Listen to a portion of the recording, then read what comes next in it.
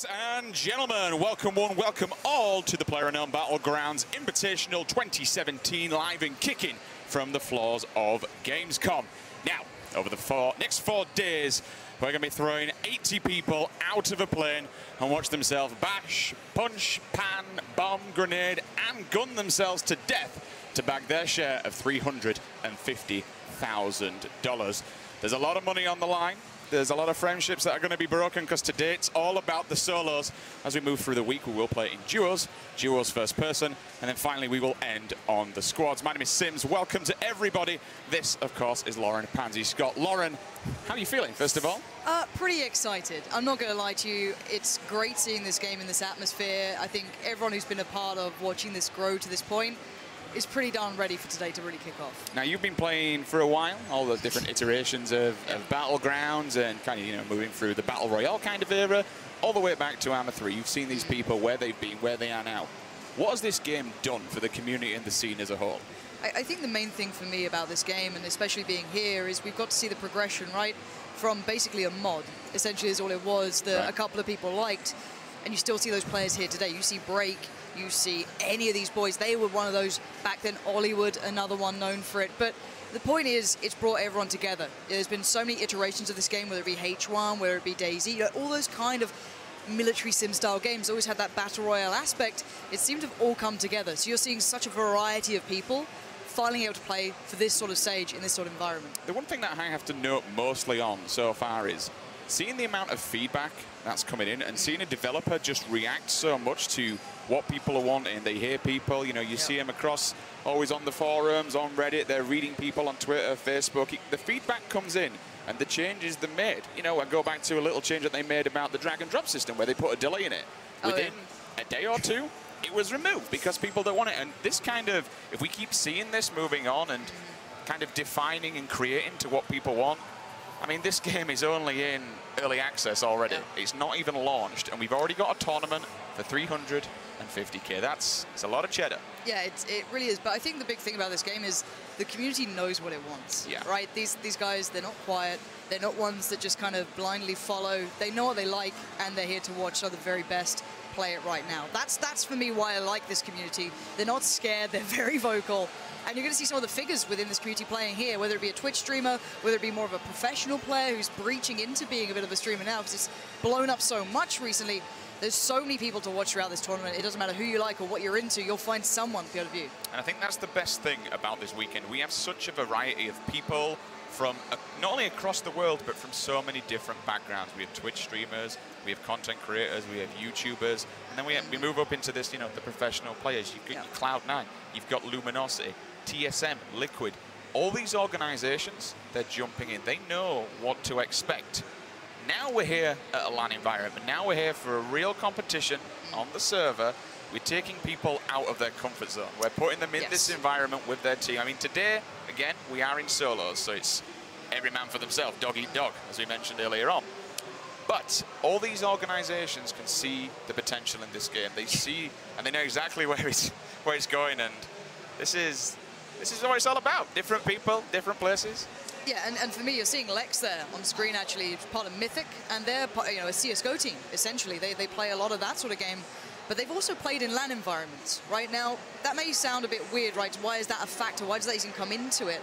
You'll look at players throughout this, and there's better players elo-wise, experience-wise, but for me, having experience in these environments, not being nervous as much as others may be, is going to be a big swing factor in the early days of this game on this stage. You can see in there, you've got the Liquid boys, I think, have a big fan base. I'm kind of interested as well. Guys in Twitch chat, let me know, who are you supporting? Which team, which player? Spam it in chat right now. Is it Stody? Is it the big dog Break? Who is it? Let me know, because I'll be watching that in just a second's time. But yeah, I genuinely think LAN experience is going to be a factor here.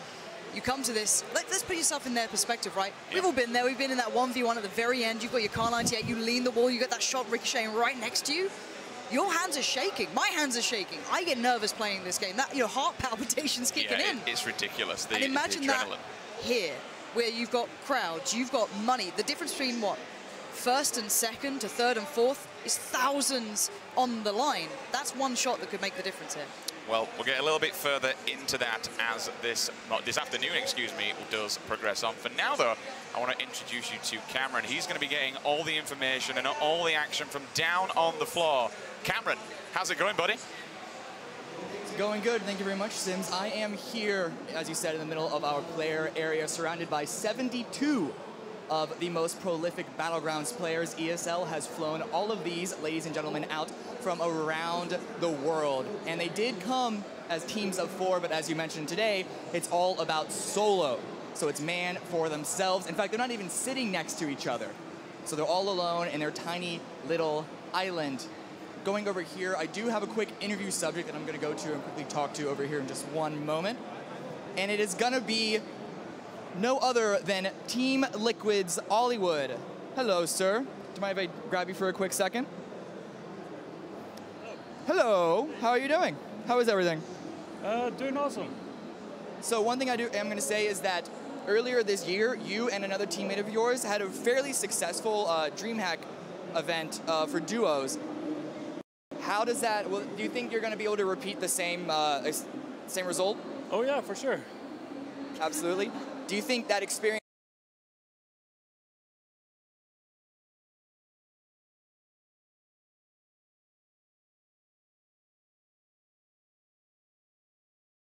improved?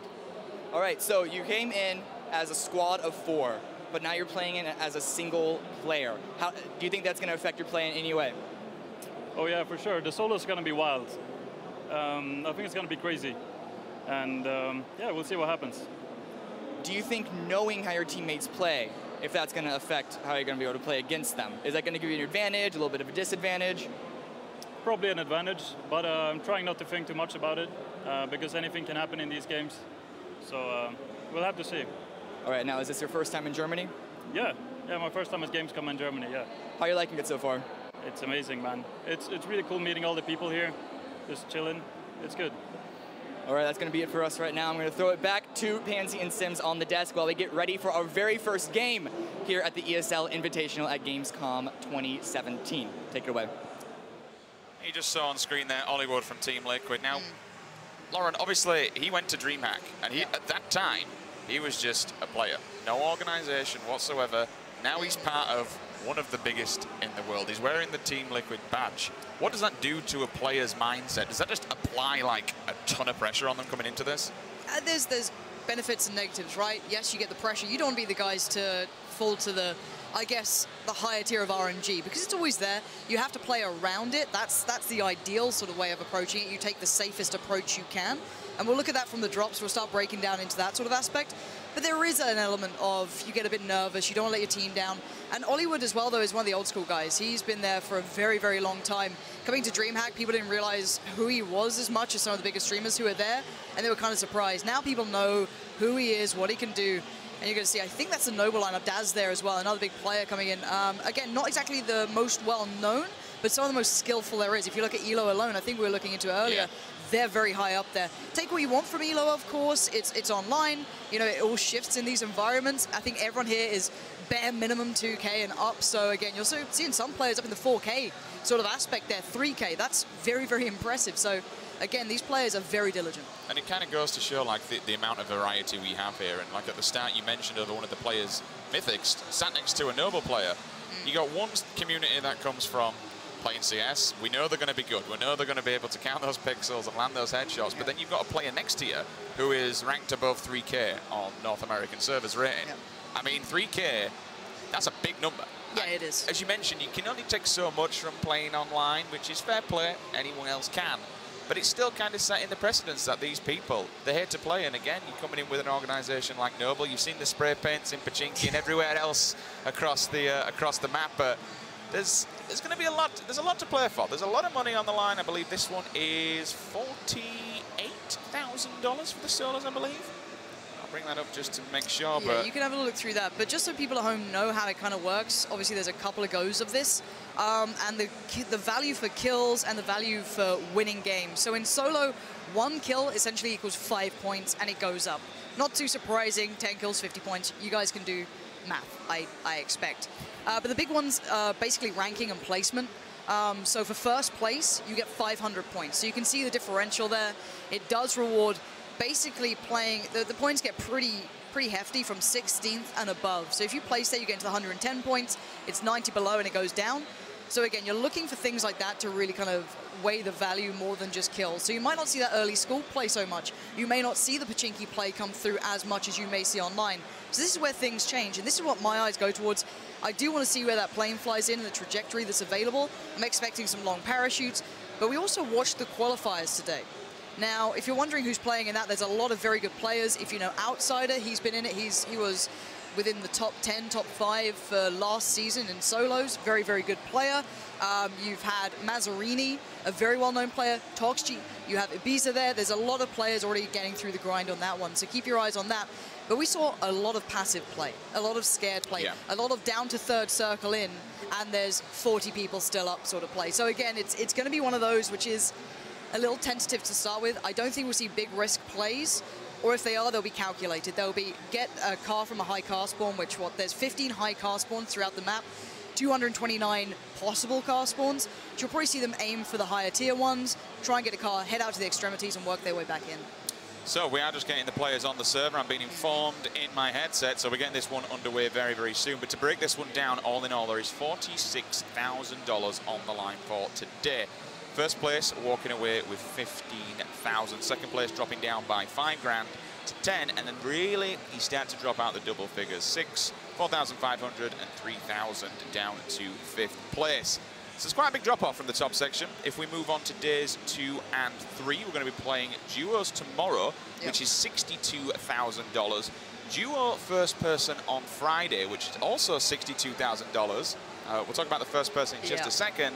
And then finally, we will end on Saturday. It's going to be squads with a total prize pool of $180,000 on the line. First place, walking away with 80 of that, 20 grand a piece. Yeah, and you touched on it, first and third person. Now, that's going to be a hot topic here, obviously. I know a lot of teams are advocates for the third person, for example, which is going to be the vast majority of play throughout this event. First person has 1 slot, and the guys you're seeing there, Cloud9, their team are very vocal in the aspect of what they like, and they like third person. They do kind of hail from H1Z on a lot of the players. Chappie was pretty big in that. And you can see how it works their play style. Personally, I'm a fan of first person. I know TSM, for example, love first person. They're very cut between the community. So again, you guys are home, first or third. Curious what you guys think. But outside of that, we're going to see the kind of different worlds. So first person has different skill sets to third, at least in my opinion. I think third person is more positional, a little bit more cerebral, a little bit more information gathering, plays a little bit more to a passive nature. It works to that aspect, whereas first person, you have to be a little bit more mechanical about it. You can take those fights. That's why people like Shroud or Mythic loving first person, because it plays a little bit more like a classic FPS. I kind of feel on first person as well, you can tailor it to how you play. Like, you can't just go YOLOing in, balls to the wall, just running as fast as you can, and you need to be like in third person, you can swing the camera, you can smash your head around and just watch every single angle, make sure no one's tapping you in the back. If you're in first person, someone taps you in the back. Unfortunately, you're dead. You're going down, and this is kind of what you mentioned about making sure the teamwork's there, the communication, the positioning. Make sure that when you're moving somewhere, nobody's in your peripheral view. Make sure you have somewhere to run into, like a house or a shack or even a rock, and just a bit of grass, on the floor that you can lay down in. Can be, a choice between life or death. But yeah, we are just seeing the players warming up right now. I think the crew's going to tell them, all right, guys, easy on the warm-up. Let's start looking at the game here, because it is time to go. So the players want to use as much time as possible, get comfortable on that setup. Now, I've got to say, there was a lot of teams sat there very early, grinding out. So Liquid came in early. Essentially, they were here as soon as they could be, playing games, getting into this. And then you looked over and you saw Mythic doing the same thing. They want to feel as comfortable as they can in this sort of environment, because it is different. Desk height changes, setup changes. It's small things that can make a big difference. We're seeing Serenity there, part of the Twitch streaming duo of her and Oshi7. So very, originally, I guess, the more DayZ style players. You're still seeing these guys, coming through. Curious to see how well they do, actually. Big fans of the game, but I wouldn't say the ones that tip to win.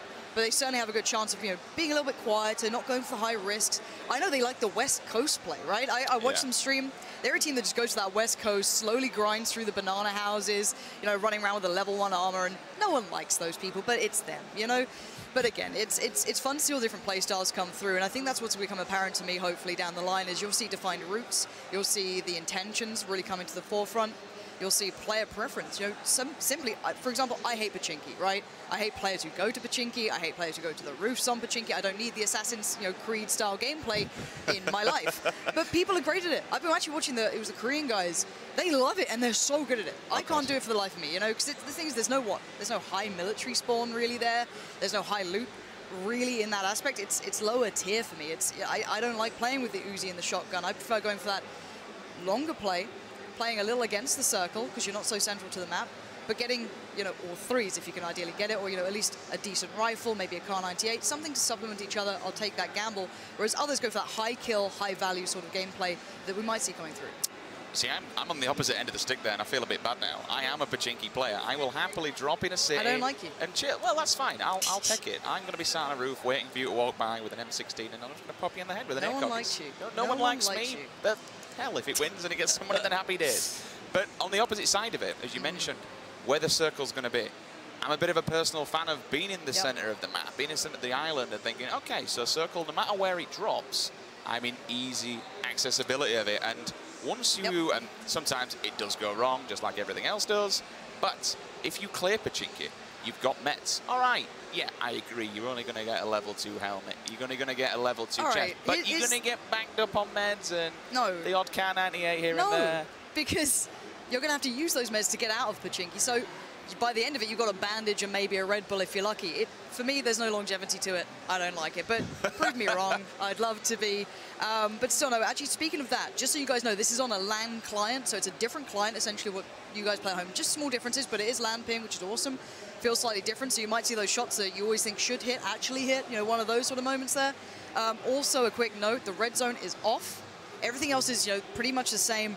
The settings also will all be basically uniform. Every single player will play on the same settings. Textures on high, foliage medium, things like that. Now, the crouch jumping is allowed as well, but you have to do it through your own mechanical skill. It can't be binded in this tournament. So again, small differences, but it's just, you know, for the even playing field to come through so everyone knows how it's going to unfold. So again, keep that in mind going into this.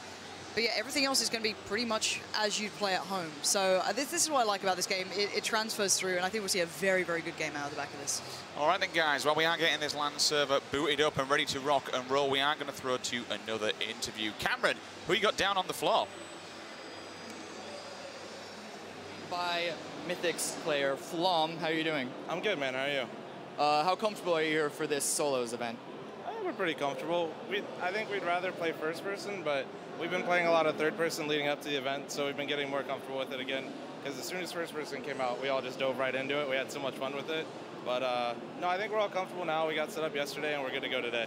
So how you are originally a Counter-Strike player, correct? Yeah. I've been playing Counter-Strike my entire life. So how much of that experience has helped you versus hindered you of having to relearn how to play the game, just because the guns shoot differently, movement works differently? Was there a lot that you had to kind of unlearn and then relearn? I don't think there's anything to unlearn. It was more map knowledge, stuff like that. Like learning where, like, just really good buildings to be in, all that kind of stuff, maybe how to play the circles correctly. The biggest thing is maybe being patient as well. Coming from a first-person shooter and playing the third-person perspective, the third person really rewards you for being a lot more passive and not taking fights. And because you get so much information safely, it was, I mean, I'll be honest, when I first started playing the game, I would push everybody after I would like tag them 3 times, and I would end up dying. And I still do it, but I'm getting used to it, and it's just more of that learning process of playing it a little bit slower and just like taking your time with it. So you're now more of an edge player than, say, perhaps someone who plays the center of the circles? I usually end up on the edge more, yeah, I'm more comfortable. I just like I get really impatient, even in Counter-Strike. I'm a very mobile person, so being stuck in like one spot, I just get antsy, and then I'm like, yeah, it's not good. So I like being on the edge. If there's any player here that you're the most afraid of, especially in this solos game, who would that be? It'd be my teammates. They know exactly where I like to go. I usually call the drops for our team as well. So it really sucks having 3 other people know exactly where I'm most likely going to land, because I tell our team where to go all the time. So those are the players I'm most scared of because I know one of them is going to find me, and it's going to suck. Now, because of that, do you think you're going to be able to maybe play them, but like, oh, they think I'm not going to go there, so I'm going to go there? Is that going to, you going to do a lot of that, or not so much? Honestly, no. I really like where I like going, and if they find me there, I'd rather just fight one of my teammates than another person here anyway. What about squads? That's not until later on this week.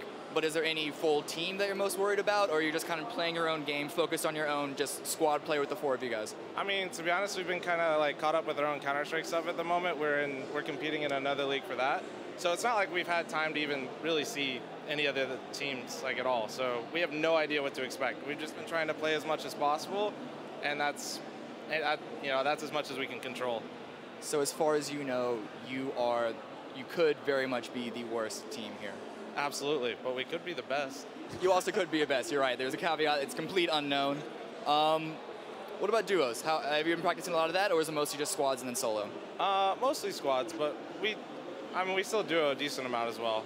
I actually prefer duoing, but since we're a Counter-Strike team too, and we have so many of us, like, it feels more comfortable just to play squads. After, we play Counter-Strike the whole day, we end up, as a squad, usually just playing afterwards. What about duos do you prefer then? What'd you say? I'm sorry? What about duos makes you prefer it over squads? I think the pace of it's a lot better. I think like the fights are a lot cleaner. In squads, it's a little unrewarding sometimes because there are so many people that can pick you up. You don't get punished as hard for mistakes, which is good and bad, right? Like sometimes you make a mistake and there's 3 other people that can pick you up. Where in duos, it's just one other person, and I think the fights are a lot more engaging and a lot more high risk, high reward. Well, thank you very much. That's going to be it for you. Thank you for chatting with us. This was Flom but Mythic, and now we should be close to getting into our very first game. So let's bring it back to Pansy and Sims there at the desk. Thank you very much indeed, Cameron. Now, you kind of heard Flom there, Pansy. See, I think he's underselling this, right? So in Season 2, Flom in squads was like, out in the back. Look, I've been doing this the whole time. So, like, this guy's hitting 2.3 elo. He's a decent player, right? And the entirety is the same for the rest of the team. What, 50% top 10 rating as well, over 100 matches played. This guy is not bad. This is the thing. As much as you may say, oh, we could be the worst team, we could be the best, I've got a very specific play style, all of this, he's still very good. So do not underestimate them at all coming into this. As said, the other thing he brought up was he's got that favorite route, and I love that. I love the way you get to see players' personalities and how they like to approach the game and how they have to vary that on the drop. So again, lots of players, lots of opinions, and it's always good to hear different ones. Unless they're landing in Pachinki, of course. Yeah, they can die in a fire.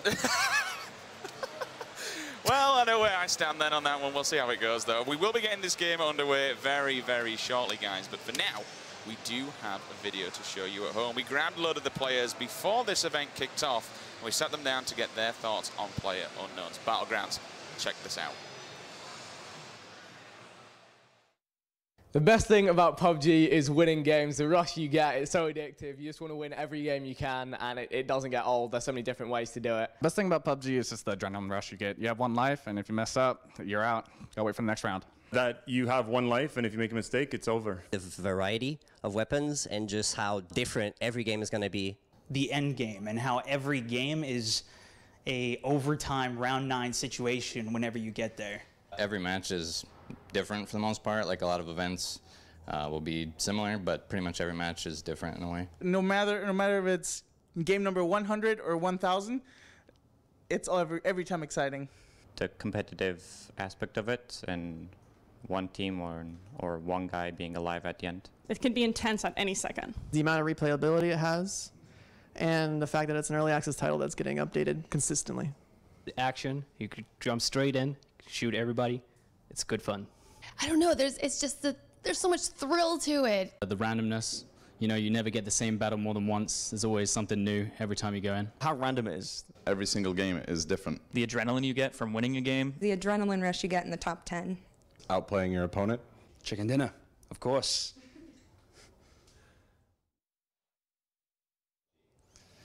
The best thing about PUBG is seeing these children drop to the school and get a headshot, right? Double. My playstyle for the most part is somewhat more defensive. Aggressive and arrogant. I like to take things slow, safe, and more about positioning than going for first kills. Slow and methodical. If I'm on a winning streak, I'm playing aggressive, I'm feeling good. Whereas all it takes is a few rough games where I get caught out or just the odds are against me, and I'll start playing much more passively and just trying to avoid those gunfights. I would say defensively aggressive. The entry fragger for our squads if we're like taking a building or something like that.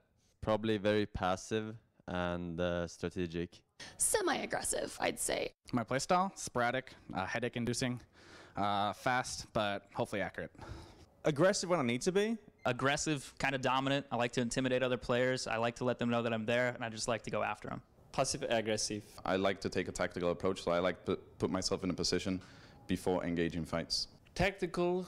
My playstyle is pretty tactical, but then I rush people when I need to. Very aggressive. Conservative in the beginning, and then super aggressive towards the end of the game. Very tactical and silent. My playstyle is very aggressive, though when the strategically is the right move, I also like to camp. My playstyle is aggressive. Very aggressive. AFK. I tell you what, a complete mixed bag of emotions there, especially where I like to camp, I like to get aggressive, I like to play methodical.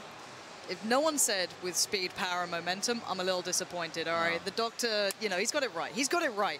Now, I like aggression. Me personally, I love it. I think calculated aggression in the right places will catch people off here. People are terrified to actually make these plays.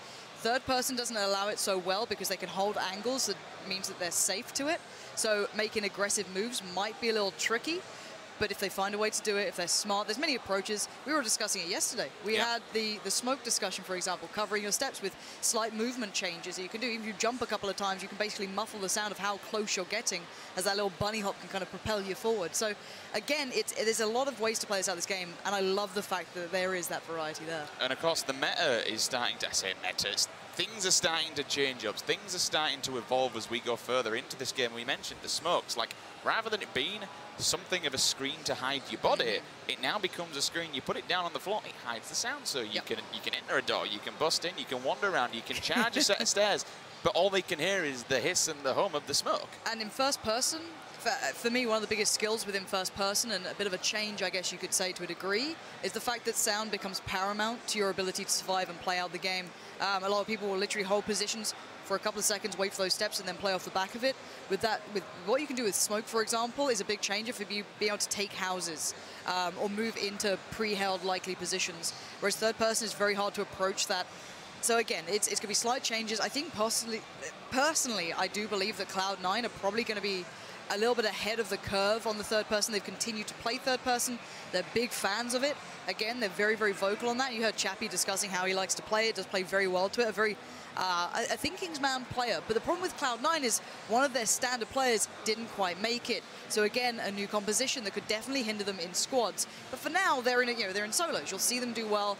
And if they play their normal game style, you're going to see pretty good results from them. You mentioned over that one play, unfortunately, that was Crunch, and he's going to be replaced out by Borg. But another team we also have to look forward to is Luminosity Game. And you got to remember, this team, it came second at DreamHack Atlanta in the H1 and Z1, and obviously they came third at the Crown Invitational. That same squad of four is stuck together. So this has, in a third-person environment, this is a tried and tested roster. Now, I actually want to go down that road of having the same four as well and how the team dynamics work. They're going to have a lovely team dynamic. They understand how each other play. They understand how to work from that. That's going to be almost intrinsic to them by this point. But then, for example, TSM, when you watch them practice, obviously they stream themselves, TSM. They don't have a defined in-game leader, which is something very common within these teams. Flom, for example, does call the drops right now for Mythic, it seems, and maybe the root. But a lot of players just kind of go with the flow of a more dominant personality within the team. But there isn't defined in-game leader roles, which I think down the line will have to come through. Now, if that means that people become predictable or they can change up, that's a different factor. But at the end of the day, you need someone to take the reins. And I can imagine the pre-made teams that are already kind of set in their ways, they have that background in other games, they can apply that here, whereas others don't seem to have that yet, and that may be a hindrance. I'll tell you what, once this game gets a bit further in its life and once esports really starts to kick off for it, I can see this being one of those games where a coaching role really becomes vital and where a coach is that leader who sits back, checks all screens. All right, guys, how do we look on meds? How do we look on weapons? Who's got the Kar98? Can we switch up a level 3 helmet? Can we give it to the sniper so he can poke and he can pick and things like that? And I really do think that this is going to be one of those games where a coach will become absolute crucial and will need to know the game at a very, very high standard. 100%. Right now, I think another thing, just to explain to the guys at home if they're wondering how this works. So I think a couple of people have noticed the tweets going about how the observing's happening and how it all kind of like feeds it together. So a couple of players will be streaming themselves, so you can actually watch their stream as well. You'll be able to check them out. I think pretty much all the big streamers will have those streams open. Now they can't obviously see chat, they don't have notifications on, so there's none of that. But they can still provide you their personal perspective. However, we're going to have a lot of options, to say the least. 80 possibilities of just the players essentially being able to be picked from, so we can go directly to their feed, so we can have that here, we can see whatever we want. We also have the spec client, so there's plenty of opportunity to catch all the action. But you guys know how PUBG plays out, right? Like, I don't need to explain to people at home. These guys, you know, you're the guys that end up killing me in the most horrible ways. Thank you for that. The point is that it's a lot of action. It can be very messy. It can be very fast. So, you know, we have to get that flow right. Get all the kills is the paramount thing and the most important thing. But it might take a little time to get that balance. So, you know, feedback always welcomed on that front, of course. But yeah, you know how PUBG plays. If things kick off in Pachinki, Millibase, any of these hot spots, Georgia Pole, you know it's going to be bloody. We'll do the best we can, but you know it's a bit of a luck of the draw sometimes. And that also goes for the casting as well. Any feedback in any way, shape, or form is more than welcome. I've been checking out Reddit. We're fabulous. Come on. I'm not. You Come are. on. You know, I'm just. It's all good. We're I'm fine. All right. Just never look at Twitch chat. They're very kind and loving. Please like us. You've triggered them now. That's it. No, I can just say the word Kappa and they'll forget everything, so it's fine. Don't you worry about it. But yeah, we are just waiting on this. You can see them now joining into the lobby. This is on the LAN client, so they're all going to jump into this. I'm going to try and keep track of every single sort of approach that the plane takes so we can reference it down the line. There's the Kappas coming in. The wave to clear out the chat. Isn't it gorgeous? But let's be honest here. Nobody's broke the chain either. I'm impressed. I'm so proud. And then the mod breaks the chain by adding words. How dare you do this? But no, we can start talking a little bit about these guys as well and who are weighing on and what we're going to be seeing. All right, I'm going to ask you a question because I've already asked the chat. They've got involved. Who's going to win this? Are we talking solos just or are we talking solos. Let's just Stein solos. I am a Brick fanboy, so I'm going to go with Brick. I have to give you some grief for the accent. I'm a big Brick fanboy, and mainly because of his spray and kick control. Like, dude, that spray control is nuts. It's insane. Have you ever watched him when he puts the cam on his hand as well? Yeah. And you just watch the control. It's the range that always kills me, right? Yes. It's so. I think every one of us has kind of tried the spray control thing. I'm a huge fan of it. That's why the vast majority of my play is relatively aggressive. It works out pretty well-ish. But the point is, like, for me, watching players like Shroud and players like Break, their play style and the mechanics are beautiful to watch. Yes. They have a very nice way of doing it. They both have this incredible spray control. Obviously, you kind of expect that from someone like Shroud when you're watching his stream. That's pretty natural to him, new spray patterns, of course. But it's the fact that he even changes to the things, for example, Break changes how he plays so well. Even when you get, so for example, if you get compensator, suppressor, vertical grip, angle grip, it changes how, not necessarily the spray works, but it changes slight elements of the pattern, because it may be tighter, it may be better, but it's still different.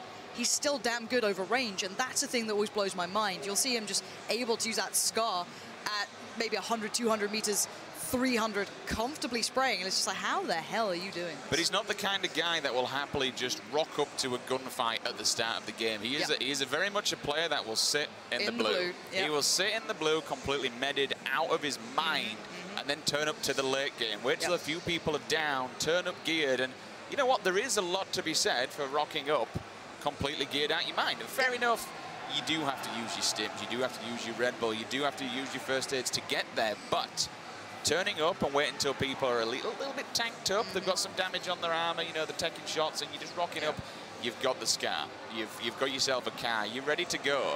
And if you can just pick off these people on your way, you know, find the circle campers who are just, you know, the edgelords that are sitting on the edge, they're just waiting and kind of crawling inwards, so to speak.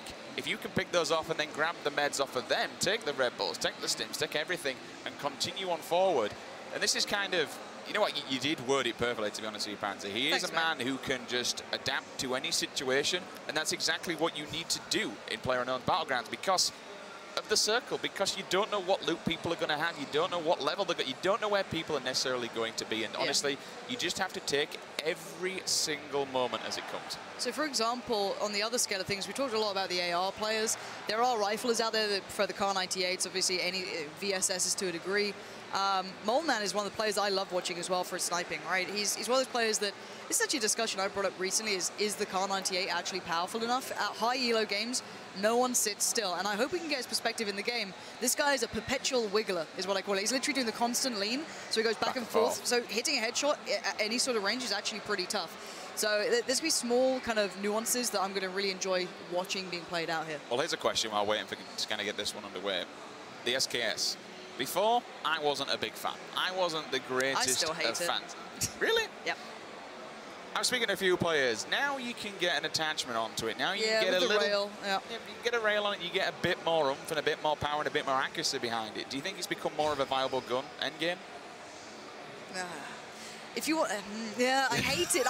This is a personal thing. Stats-wise, it's and yet you enjoy the viable. VSS. Look, VSS is the most underrated gun in the game, right? You can, one, see the traces, two, it's suppressed, 9mm is everywhere. It's such a nice little gun. It's a pocket pick for me, almost. That's why I like it. Now, if you've got nothing else, yes. I pick it over other guns on a regular basis. If I see an ump and I have to drop something, unless I've got no long range or no scopes, I'll happily kick a VSS. But then again, unless I've got the extended mag, because you mentioned about seeing the bullet drop, seeing where the bullets are going. When you get that extended mag on, and you mentioned over just been so much 9mm available, you can just keep pinging, and just shooting until that one player that you're looking at does go down. Yeah, the thing is, right, okay, so it's really hard to explain this because, like, in theory, the SKS should be fine, but anyone who plays PUBG will realize, where does that second shot ever go? It's not on target, it never makes sense, and for some reason it vanishes. It is slightly better now, obviously, with the vertical or angled being able to be attached. It does become a little better. But, you know, the MK14 to me is what I always wanted from the SKS, which would be OP, obviously, but the MK14 is absolutely lovely to play with. I'm a huge fan. That thing's a bit of a beast. But yeah, still not a fan of the SKS. But still, I'd like to see players using it. We saw it actually yesterday in some of the teams like warming up and practicing. You know, they'll use it for the 100% clean shot. It's fine. Go for the headshot, and if you know you can land it, why not do it? It's fine. It's just not my jam. There are certain scenarios, and it is more than viable using the M16 with an 8 times the range. Putting single shot on the M16's lovely. It's a cracking gun. You can spam that thing like a champ as well. Suppressor on it, incredibly hard to put notice as to where it is. Again, guys, apologies for the delay. We're just getting everyone in. You can see them joining in now, so we should be getting things underway pretty soon. But yeah, as said, I think we're going to see a lot of that. You know, when you kind of watch the traditional tournaments or you watch streamers play, they get away with murder, right? They're playing against probably not the highest elo players, and you know, and it's not the most competitive thing for them. In this environment, everyone is a good player, so you're going to see things a little bit more refined, a little bit more calculated. And I think, you know, the M16, for example, as your almost fullback sniper, 4 times, 8 times, whatever you fancy on it, it works incredibly well. Put a suppressor on, it's outstanding. Obviously limited on the attachments, but it's still a great gun. I always love that as a fallback plan if I have to do it. But yeah, we'll see if it does become a bit of a factor. And let's bear in mind, we're 2,000 people away watching the stream from over 100K viewers right now. And that's only on Twitch. Bear in mind, we are live on a good couple of platforms, but it does seem as though the game is almost ready. Yep, we're seeing those screens, and that to me is looking like the player spawn island. Apologies once again for the delay on this, guys. You have to understand there is a ton of people on the island. 71 currently inside the server, and all you're going to be hearing are people just kicking the hell out of each other now while they wait to get in the plane and start to dive out onto the island. Now, Pansy, straight off the back, can I get a guesstimate of where this plane is going to be coming in from? It's completely random. Go on, give me a guess. What do you think? Or what would you like to see? For me, I want to just straight down the map, right? Straight down the middle. You know, north to south, everything's available and comfortable to go to. Or something incredibly polarizing. One safety go-to or a likely go-to, like when it goes over Novo and then over to George, you get the 2 kind of higher milli areas. I'd like that. But who knows? This is all up in the air. No one's defining where these circles go, where the plane goes. This is what it's about. 4 seconds left, Sims. This one's about to kick off. All up in the air. I like the pun there. You kind of dropped it in. I did catch it. So here we go then. And we are coming in from... Dun, dun, dun, dun. Just got to wait for the plane to appear on the map. There it is. Okay, so things are available here. This is nice. All right. So for me, the big theory is how many people are brave enough to go School, Roshok, maybe Milter. Eyes towards that. They'll be able to jump out any second now. You've got Severny up for grabs, and look at the drops coming in. Now, we could see long swings to George. That's available. Even just by going default, you don't need to pop your shoe early on that. That's still within range, as is Yasnaya, as is Pachinki. We've got it all up for grabs. Melee base might be a little longer, as is Primos. Unlikely we'll see it, but there's the spread. Let's see if we've got some long shoots going on. Severny might be a little busy to start with. We might have to keep our eyes on that. A few people dropping down in Severny, everyone else spreading out across the map. Plenty of people moving over to George Towers as well on Upper George. There'll be plenty of loot for those people, and of course you have the apartments and have the flats, but a good spread. Chappie and a few others. This end late game, nobody moving into Miller by the looks of it. I think that was the last player to dive out. I would like to see the guys who went towards Milto, rather than looting there, head towards the road, get a car, the likelier ones. It looks like Liquid and Cloud9 might be doing that, which is not too surprising, or at least a couple of players, should I say. So keep eyes on Chappie and Molman. They might be the guys going to Millie base. We'll see if they get in a car pretty soon and head that way. There's going to be a battle for the bridge. Ninja picking up Mansion on his elf. We'll see Spy Gia moving over to Lapovka as well, so good loot areas for those two players. Stoda moving out kind of into no man's land, just above Yasnaya, but there is a couple of little cheeky hidden houses up there. Yeah, the compounds you can work through will give you a decent enough loot. We're on board with Hodded right now. That's at the apartments. He's gone to the high value area. Risky play to begin with, bear in mind. No idea who's around you. Nice little Uzi in the pocket, so at least he's got a little bit of kick to deny any quick hits coming through towards him. But it's all about sound for him. He's got to be right on the ball here, listening out for any steps close by, because it's very, very easy to hear things, at least in this environment. And that might actually help him out. But with no helmet, no armor of any sort to be seen, he's very vulnerable for the next X knows how long. Especially if someone's got a shotgun, because early game, that thing is an absolute tool of destruction. But he does pick up a level 1 bag, and that is pretty good early on, because the amount of times you won't find a bag, you have to leave the meds, you have to leave the Red Bull, you have to leave the stims and everything else that you find, because you simply cannot carry it. We'll grab an ump as well, so he's going to put that on automatic and just try and bait anybody in.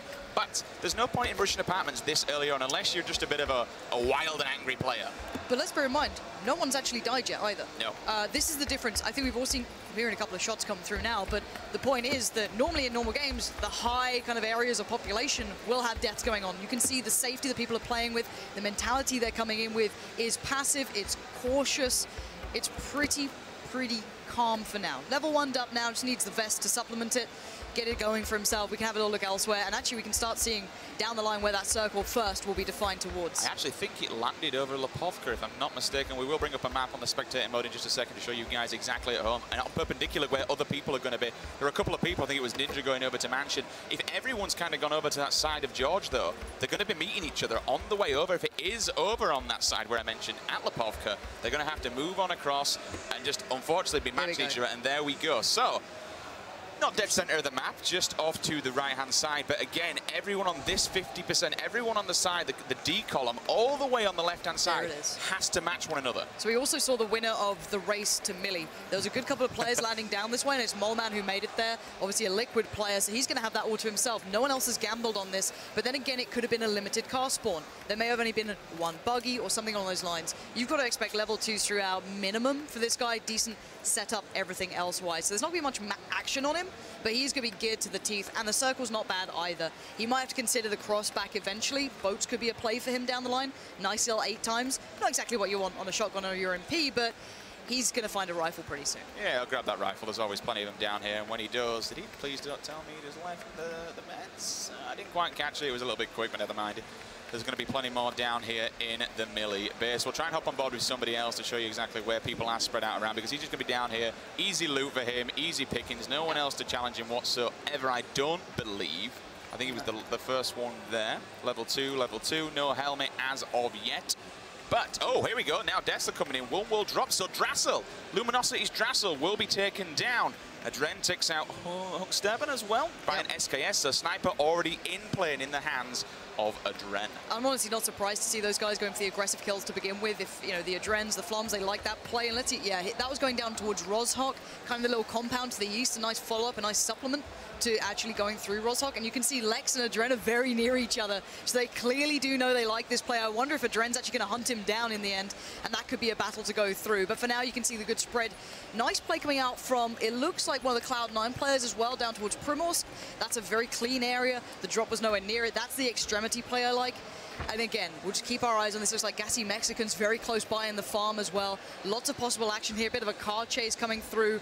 Lots going on throughout this map. You mentioned down on this C9 player just moving in Primorsk as well. That's going to be Sweater now. He's one of the guys that is very vocal about third person. Obviously, we see discussions, the difference between first person, third person, and look at that crate. That is dead center of the circle. So plenty of people will be moving into that very, very soon. All right, we've got Oshi7, who's normally partnered up with Serenity. This guy's Daisy classic player. He's one of the guys you'll know for a while, but there's Ninja over in the match. You're going to see the cars approaching as well. He's going to hear this one.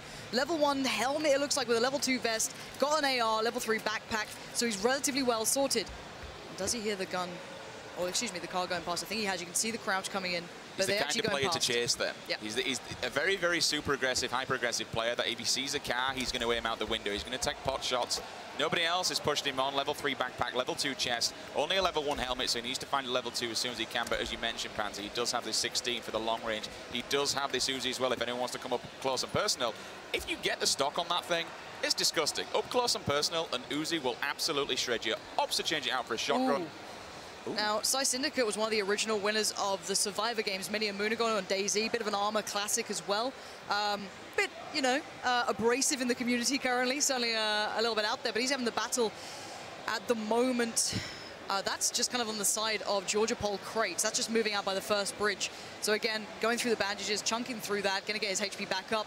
And it looks as though he's in a bit of a fight on the other side as well. So that was the engagement that's defined this, but you can see already a bit of a passive move coming out, a readjustment from the other player, going to fall back, find a new angle to work from. Only a red dot, no additional zeroing this, but you're going to see the shots coming through. Again, not landing the shot he needs. He's actually being dominated in this one. Armor's still good, helmet's still good, but that AK is being put to work, and on the other side, it's winning out. And that's going to be Mithrim from the Turkish team. Full Turkish squadron here. Look, very, the chat have been going on about this guy, Yeah? so I'm seeing why already. This guy is landing great shots, even though I guess you could argue that Psy Syndicate has the cover to play in, a bit of a nuisance. That guy's dealing with it well. But he's only got a red dot and an AKM. I mean, fair enough, you can make it work. However, I didn't realize on the opposing side of Mithrin, he doesn't have a helmet. Whether he's got it knocked off or not, I don't know, but he's certainly watching his back. Yep. He'll be a hop, skip, and a jump, and there you go. Here comes a jump, but he's going to try and target him anyway. No helmet, nothing around him. Pure aggression and pure braveness, as you mentioned, Pansy. Now he's going to go into the house. Just let him go with. You don't want to give ammo. in. He won't have much ammo left. You can see it down to 5. You don't see much more there. So, again, a bit awkward for him. He needs to be a little bit careful on this one and how much he utilizes and how much he works with. Again, though, you can just see him adjusting some bits and pieces. But, yeah, the first early skirmishes coming through. We'll see if that kind of unfolds down the line, if it continues this sort of way. But very, very cautious play thus far. Take a look further down the line, as you mentioned. Moving on to Evermore's POV. What we got here? Level 2 backpack. We got some bits. We got some bats. We got an AKM. We got a shotgun. It's pretty geared up as well as that shotgun, whether or not he's got a choke on it. I'm just having a quick look. He's actually moved across to... Is he on the spawn island? This is a lovely island. strat. No, I actually like this. It can be rough, though. The fact is that he's not going to have much time up here just purely because of the drop. He probably found a boat around the Severny marker and then moved his way around, or maybe even further northeast. It works, though. By the time you come back in the circle, normally you're in a good position, but already kill's going to come through again. So you're going to see these players really breaking it down now. Well, look at this on the outskirts in the water. We're going to see one player moving in. Several players have already dove on into Lipovka to try and really take a stance and stamp the ground. And again, he's just going to be up here. He's going to be looting away. He's happy as Larry. It's a little bit sporadic on the gear. That's the only problem for me. It's generally decent. It's decent enough if you look position-wise. You should be able to get enough meds to be able to get you back to land. And the circle's actually good for him, too. It's over on the east side of the map. If it's over in Georgia in the south, you're kind of screwed. But I think I've got a bit of a visual here. Yeah, looking at this, you can see the tap shots coming out. Nice control as well. Single fire, no worries. No need to rush it. Boom's got to be a little cautious here as well. I think Eastwood went out 4 times. Is far more viable on this too, but you can see the shake, you can see the nerves, but there's Cross going down. Lovely work from him with that Scar coming true. Scar does its job, and he'll now opt to turn back and go and dive into his car. Boom, playing off of Team Noble as well. Probably just going to go call and collect, pick up his dead body. Anything he's got on there, looking for some stims, looking for some extra ammunition, and generally anything that he can make use. Remember, this is still early game. We are 64 players still alive. It's only about 10 deaths so far, but now everyone is slowly starting to creep in. And we're looking around, probably around the D and E columns, are where these big battles. You look at Adren, you look at Horty. These guys are just waiting. They're inside they're inside Rosshawk. There's several other people around there as well. We're going to see Kapowski, going to see Lex. These people are going to be meeting the others that are moving towards the circle. So all this area around the midsection he's going to get really dirty really quickly. Yeah, this is Boom working his way around. Incredibly talented player too, so see how it goes. And you can see what's in these drops here. So M24, any nice sniping abilities here, 8 times to supplement it, and then a melee level 3 vest. But will people be brave enough? That's the thing. Why do I never get crates like this? What, do you miss the Tommy gun? I just usually get a Tommy gun and a coat or a hat, something like that. That's a fully kitted M24. You got ammo, you got the quick draw, you got the scope, and then you've just got a vest to top it off. So it looks like Stoda. You fancying it? Could be making a Ninja play could for be it. watching this as well. You're going to see the shots coming through from Boom. We saw him get into position. Stody's got to be careful as well. He's getting chunked down here. Let's hopefully jump on board with one of these two players, because I'd love to see this action. It does seem as though it's converging a little around the drop, but it may not be a full commitment here. Again, third person, you don't need to fully commit. There's Stody making a break for it. Thankfully, you're not on that buggy or on a bike. I guess you can at least get away with a little bit of cover on that one, but it does seem as though he's going to be a little bit more careful now going forward. You can see he's already pre-marked up a place to get to. So he's got, he's got the Scar, he's got a UMP. I imagine he's fine, level 3 vest, so he got away with something there. Yeah, he's just bailed on that sniper, and he didn't actually know what's in there. Unless he's going to try and turn and face, pull up somewhere, get out, get stim back up, and get topped up to full health, and then work your way back to it. I mean, obviously no one knows what's in it, but it's a damn good crate. We saw Ninja as well, who's just playing the waiting game, playing the Lone Ranger, hoping somebody will just creep on over and he can take them down as well. Because if you actually kill somebody off, when you go over there, not only do you have the crate to yourself, but you've also got the body, you've got the stims, you've got whatever else that player left. As we now move over to Kirby Llama's POV, and we're hearing some bullets dinking on the... In fact, that was the car from previous. So he's getting shot at once again, so... He's just driving around in the open. He hasn't found much cover either. Again, you are going to see Boom going in for the crate, so he might be able to get away with this one. Yeah, that's a new crate, excuse me. Yeah, so that's brilliant for Boom. Again, I'm not sure what's in there. We'll have to find out, but the crunch is going to happen on the circle now. People are going to have to move themselves in. And you're going to see Hayes racking up the kills. Not too surprising. Boom, what did you get away with? I'm not too sure. I didn't see any additional guns, maybe. Maybe he's not gone for it yet. But yeah, new circle, centralizing towards the map. Not a bad way to go about things, to be fair. I'm glad it's not half in the water or anything like that. So for now, all is well on the Western Front. No more kills coming in just yet. Boom's getting a little angsty. Might be going to have a little look around, see if anyone's close by, and get back in that car that he's hidden so nicely. I like how he's actually parked it perfectly away, and down comes the crate. It's finally landed next. Has he seen it? Please tell me he can. He's probably waiting for it to drop, or he's... What? Boom? Boom? He doesn't see it. He's not... He doesn't see it. That was a freebie. It landed on his head. That was an absolute freebie. I'd love to see what was in that just for the sake of it, but still down the line, that can be something to go back to. Chappie right now is... What have we got? Painkillers, level 3 helmet. M249. It's a Marmite sort of gun, I guess. Does he have a level 1 on, though? He has a level 2 helmet. But still, as you mentioned, it's level 3, though.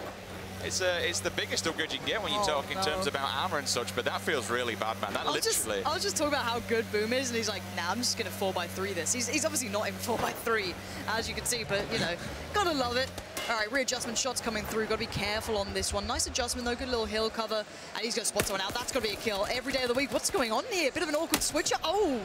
My word, and yeah, that was Stone Mountain taking down Boom. A bit of an awkward switch out there, do excuse us on that one, but Boom did die. So the awkward switch, the having the wrong gun out, that's a rookie error. He shouldn't be making these. That's the nerves, but here's Big Boy Break, playing the Bushwookie. Break, why do you like this? He's just chilling. He's happy. He's going to put a lean on the side as well to make sure he's fully covered up, put his bag in there and get himself tucked in. But yeah, you mentioned about Boom. He took the aggressive stance, 110%. He heard the dink on the car, so he dived out. He's like, all right, you're going to shoot at me, fam. I'll give you a piece of this. Unfortunately, Stone Mountain says, not today, my young child. Takes him down. He gets another kill. Unfortunately, he will be pushed back out to wait to the next server. Meanwhile, Break, well, he's just going to sit here. Why not? What gears he got? Let's have a quick look. M416, full auto. He's fine enough here right now. He's happy days. So Shaq is one of the players you probably don't watch as often. Let's put it that way. But again, we'll see what he can bring to this. UMP looks relatively well geared. You'd hope so at this point. What is this play? And there's the guy coming back in from the island. So that's not too surprising. He's taken a long time to get back off this. He's going to be going chunked through. So hopefully he's given himself enough time to actually get back on this one. The blue is going to be doing a lot of damage at this point, and you're kind of banking on getting a car as well, which is the next layer to this strategy. The circle isn't perfect for him either, so you are hoping you find a car on this road. There are likely spawns, not 100% spawns. There aren't even them in there, but it's not even a high spawn chance at this point, so he's got to be very aware of that. I'll tell you what, I'm really hoping he's got plenty of meds, because he's got, when he approaches this island, unless he's got a car, He has got a lot of ground to cover.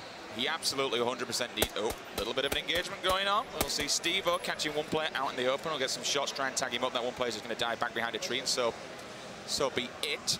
But yeah, you just look at that. One helmet and one chest.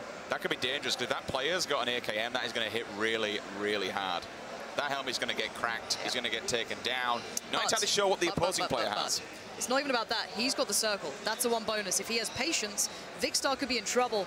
Now, again, it is patience. It is a little bit of that. You've got to hope they don't have nades or just connect that lovely kind of followed shot where you get that perfect spray down. He's got the scar as well, Vikkstar. So a possibility. He's going to make the move. He knows he has to. The blue's going to come in and a whiff. Steve-O hit the damn shot, my man. You had the angle. Vikkstar's found new cover, adjusting slowly as he goes, but he does need to move eventually. He can stim through it. There's no rush, but if Steve-O has patience, the frag should be his. And I think he is as well, because he's checking all his corners, make sure no one's creeping up behind him, and so be it. He will opt to move down the hill now. I like this player get a little bit further in. If Vikkstar hasn't seen exactly where he is... Look who's watching from the town. There's other players nearby. I didn't even see that. So there's someone in... Oh, there's someone in the compound as well. So and he needs to be careful himself. Yep. See, that player hasn't actually moved, though, so he's not seen him. He might now be going out into the open.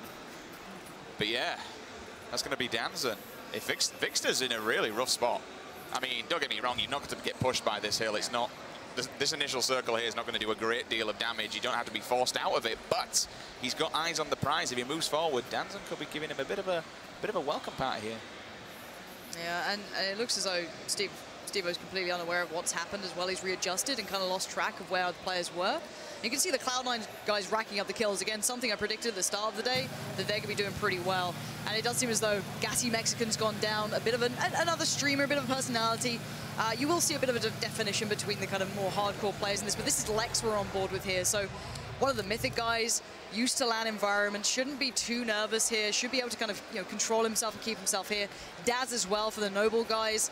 Incredibly good rating, but then again, I was talking about Boom earlier and we saw what happened, so, I'm going to keep my mouth shut. Not only did he miss a crate, but he then got smacked by Stone Mountain as they're walking up. But I'll tell you what, I'm getting a bit triggered by how many people have got level 3 helmets. I don't usually find as many as what some of these players are doing, even in the most wild and just abandoned areas. You're seeing these level 3s coming out of top. I mean, don't get me wrong, they can spawn everywhere, but it's mental. It's absolutely mental. Scar in hand, just chilling away, waiting for someone to creep on by, and this is the solo game. This is all about the late game end. Because you've got to remember how many points are on the line. All right, you get points from killing people, but it's really that late game. Once you get into the top 50s, which we're aiming at, it goes from 50 points to 60 and then up. 70 is at 30 players remaining. At 20, you start looking at 90 points. So again, it's longevity. Here's Daz again, a relatively well-known player as well, if you're kind of part of the scene. Out in the open, though, he's going to hit the card. Where's that full auto? Show me what you got here. Going to go to the UMP. Interesting choice. I guess you can spam it. Maybe an extended max. Switches up to the 4 times. Has a little look. But already the player's gone. Nothing more to be seen from that one. It also depends how much ammunition he's got kicking in the back. Maybe he wants to save it on the 5.56. It does take up quite a lot of room. And you know what? There are plenty of time. Oh, Vikkstar still out in no man's land. I don't think Tinkerbell has actually seen him, though, because he's just on the death-led side of that hill. So Vikkstar's still going to be able to get away with his life. Tinkerbell's just going to chill here. The smoke grenade coming out and see what she's actually up to. Is she going to make a play? Probably not. All right, so again, you can see Cloud9. I really hope we get to catch up with where these guys are and where they're playing from. Not too relevant right now because the circles will become a bit of a factor soon. And Break already getting his first kill on the board. So the kind of more favored players are starting to kick into duty. This is where right now, so again, he's been a loot goblin. He's got 50 bandages. I don't think he needs that many, but he only has a Vector, so what does this play? I don't know how he's ended up with such, limited loot, but he's made it work, clearly. I'm not going to dispute that, but here's Vikkstar. Level 3, level 1 vest. But again, the capacity coming in from the vest is pretty nice anyway, but he's got the Kar 98 on his back, Scar in hand, running into the circle. He's got a player behind him, but these are the engagements you almost don't want to take. If you're the player behind him, you can't go through this fight while escaping from that blue. Bear in mind that it does get a little bit close on that sort of aspect. You've got to be careful. It does take a while to run through these areas. He's going to be able to take quite a lot of damage as well. And with the pan on the back, if you're shooting him, you've got to make sure that you shoot him dead center because that thing's going to be blocking his ass. Still running away, though. He doesn't have the greatest of sight. It's only a red dot on the cap. Unless you're going to be up close. Right? That's an upgrade thing that you can have. But bear in mind as well, now keep your eyes on the map and how this crunches together. It takes about almost 3 minutes to run across a full square, the 1,000 meters in this one. And you're going to see the kills coming through. Lex now kicking in. Oshi's still kicking. The guys that we saw it at the start, but Scream's going to be watching Daz go by, and you're going to see this battle really commencing. Two players opposite each other. Hotted's still alive too, so this could be a fun one. He's already eyeing this one up, clearly aware there's a player nearby. Maybe the step's giving it away, maybe not. But Squisha here working his way in. He's gone for the long haul. He's got a run to make. That'll take about, I guess, a minute to go through, so he's going to have a bit of stim there and hope that keeps him alive and well. But Hotted has to be careful. There's an opponent right nearby. You make noise, you expose yourself to the wrong angle, you're screwed. They know exactly where each of their hand is going to be played these windows. I mean, unless you're going to get a very, very cheeky headshot on that opponent, it's going to be difficult, honestly. I'd prefer him just to sit back. I mean, it all depends how you want to go. You mentioned earlier on about the bobbing and weaving, never standing still in this. Now, I didn't realize he'd gone for the crit. Yeah. That's an M24. If he, I take it all back. If he cracks this guy in the face, it's good night, Vienna, my friend. And that's why he's applying this one. That's why he's waiting. Oh, tags him up. That is some disgusting damage. 84 damage is always achieved with the M24, so you can see it chunk him down. Nade to follow up, that'd be lovely. Oh, that's a special throw. Hotted. I think he just got a little, because he was cooking it for so long, it was just, all right, I'm just going to throw this out the window so I don't kill myself. But yeah, that's a nice switch there over towards Scar as well. You know that the opposing players can be a little passive now, a little bit more scared, a little bit more nervous. And he has to be very careful. But we're down to 41 players. And look at the circle, guys. Remember, if you're playing this at home, you know there's not normally this many people alive in these circles. Look at this. There's players absolutely everywhere. The outskirts are going to be kicking off. It's going to be setting on fire as we speak. And seeing the kills coming in towards the south there as they're working their way back in. Hotted's still just trying to stay alive, try and be smart about this. But again, fights will be breaking out everywhere right about now. If I had the player on the other side, I'd be obviously pushing that circle, waiting till it forces Hotted out of the way. Because fair enough, he does have a scat, as you mentioned. But that M24, if you can kill this guy, not only do you take a very dangerous player out of the game, but you pick up a very nice reward in the form of that sniper rifle. Two players, Chipsy versus, I believe it's CTN. We actually saw down in the kill feed looking there. Oh, this is a good adjustment here from Vicstar. Was the guy playing against having the blue, you know, kind of being a bit of a nuisance towards him, but the guy who's just going kind of aiming towards is already in a scuffle. There's two players around the area. Vic needs to keep moving, get to the high ground, but look, because he's been holding his breath, taking the shots, he can't sprint at full speed. He needs to let it regen for a sec, but again, he's close to the circle. He's got the slow-moving circle on his side. If you guys don't know, obviously the smaller the side of the circle you're on, it has to close at the same time, so it moves slower than the large slide. So here's the kills. There's Drifter going down. There's Danson going down. Again, it's coming down to the real competitive players. 36 now remain, and they've got to be careful of these extremities on the map. This is a nice battle here as well. Break, let's see what you've got. Awkward to play out, but there's that spray we're discussing. Great connection, goes back in under. Oh, Chipsy just got destroyed. That is stunning work from Break. Under the car, he knew he was going to fall back for cover.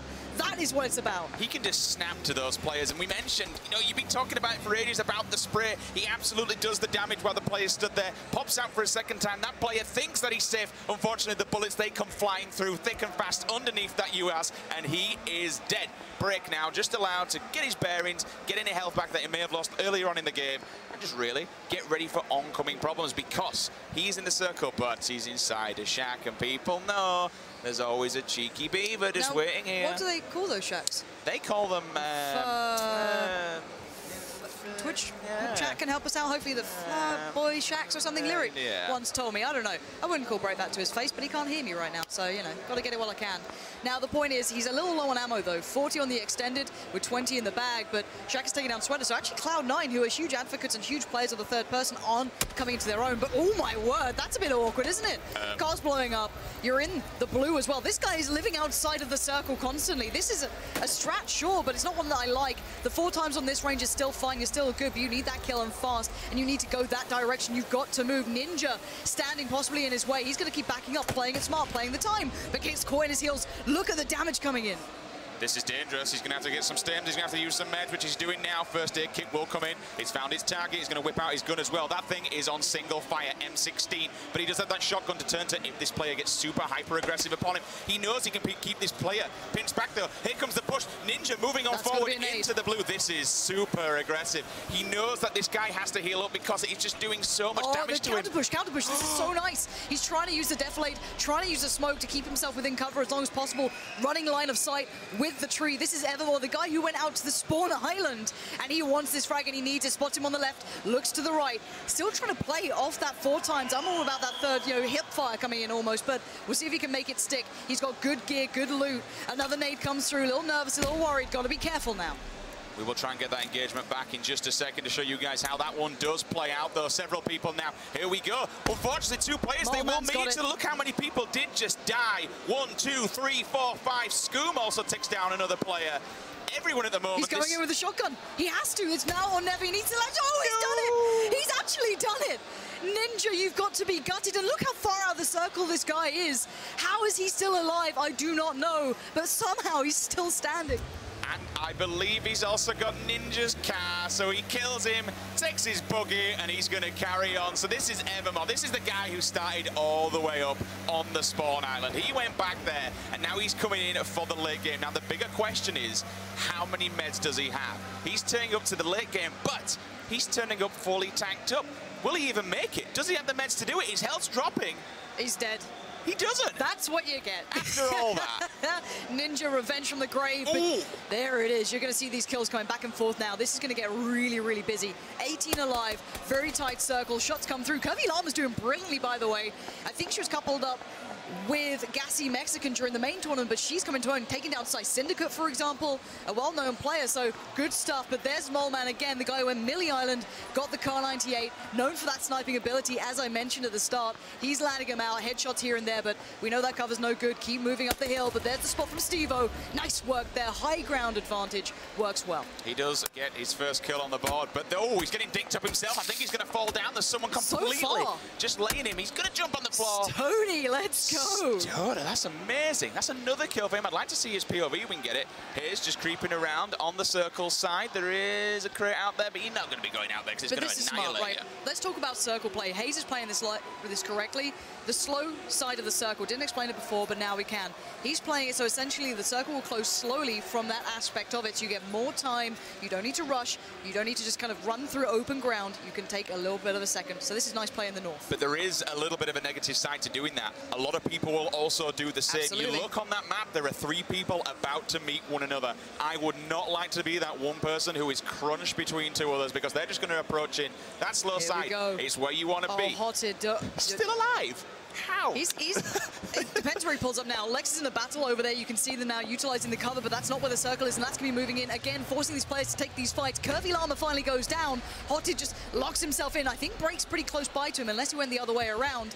And we're going to see Lex still alive. That's the LAN experience you want to see from the CS players coming through here. That card's a little vulnerable. I'd be a little cautious. The high ground is littered with players. Break's behind. You're going to see him lighting this one up soon. But Hotted is looking for that next victim. We're now moving into your top 10, and everyone's collapsing in. The final circle has landed on the south side. Solid FPS, the only one player in there. Stoda's on the slow side. Why is Hotted moving north? He's moving away from the circle just for the fight? Potentially. I mean, he might want some points. Well, if I'm not going to win it, I'll at least take some more and grab some free points. And yeah, I agree. It's a little bit obscure. But the pan of safety!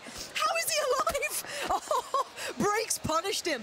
There it is. You don't get away with that pan action for long. Was that 3 bullets? That was 3 dings off the back of it. That's ridiculous. Jesus. But Break's still up. I think Lex is still alive too. They're further towards the south. That's the next fight probably coming in here. Break's got the cover for now, but he needs to move soonish. Spots the cross. That's probably Lex. It is. Lovely play coming out from him. Utilizing third person. I hate to say it. Whether you love it, hate it, he's doing it well. 8 kills into top 7 now. This is where it gets serious. He's got good cover and good reposition. The northern players who took the slower side of the circle now need to adjust as well. But here's solid FPS coming through as well for Cloud9. He's in the battle, sprays in lovely connection too. Picks up a 4th, and I'll tell you what, you might not like the Shacks, but Break is loving life. I believe that was 8 kills now as we move into our top 5 players. SKS, AKM in hand here as we see solid FPS's POV. Does have a few meds. I think he's completely stimmed up, but he takes a bullet to the brain. Down he goes. Moleman with the AKM. He is dead. See you later, my friend. And now Break is allowed to move in. Liquid Haze is also playing the circle. He's got so much coming cover. in. This is great for Break, though. No he can one's play there. this well. He can get whatever position he wants. He doesn't know this, obviously. He's got some free loot to pick up if he needs it, which is probably the 5.5 that he's missing right now. And he's looking only 7.6, but he can switch up to it. He's got the AK. That's fine. He's just got that geared M416. But top 3, the crunch comes in. Where's the cover going to be? Where's that next circle? This could be everything. Break's playing it well, looking around. It's to his left. It's fine. They're going to have to cross to him, and there's some rocks as a lovely spot. But I think he might caught a glimpse of one, maybe, not sure. But again, this is what matters. Top 3. Who's left alive here? We've got Break still standing, a couple of the others, but they're mostly towards the northwestern side. who's going to be the one to cross first? He's got the probably least distance to traverse He's so here. aware of those rocks. But here we go. Look at this. This is such a nice position as well, coming out from Hayes. Liquid player here, going to move himself in as well. He's got a very short amount of distance, but he's open to 2 players. Shaka only running with a UMP. This could be an issue. He can't take long-range fights. He's got to wait for the other engagements. And oh, Hayes has got to have seen Break there. He's got to have had visuals, unless somehow he missed it. No, Break's out in the open. He's got his back to the blue, but he's playing it patient.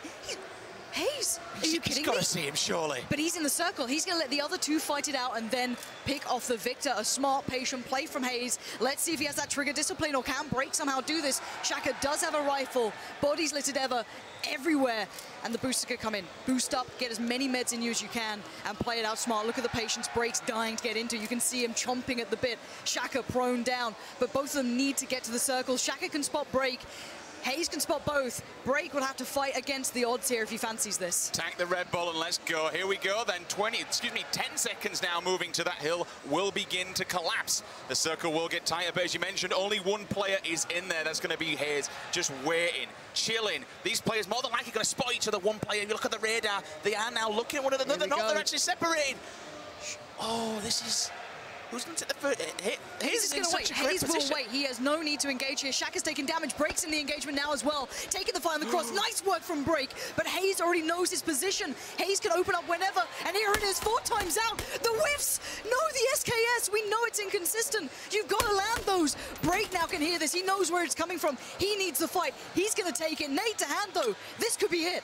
UK on UK. Here goes the grenades. He's throwing him in. He's going to let Break just push it aggressively. Throws one. Break's got the circle. He's got the circle on his side. He's looking at the rocks. He doesn't know where he is. This is his POV. Oh, there we go. It finally just catches the head of him as he will now get into that cover.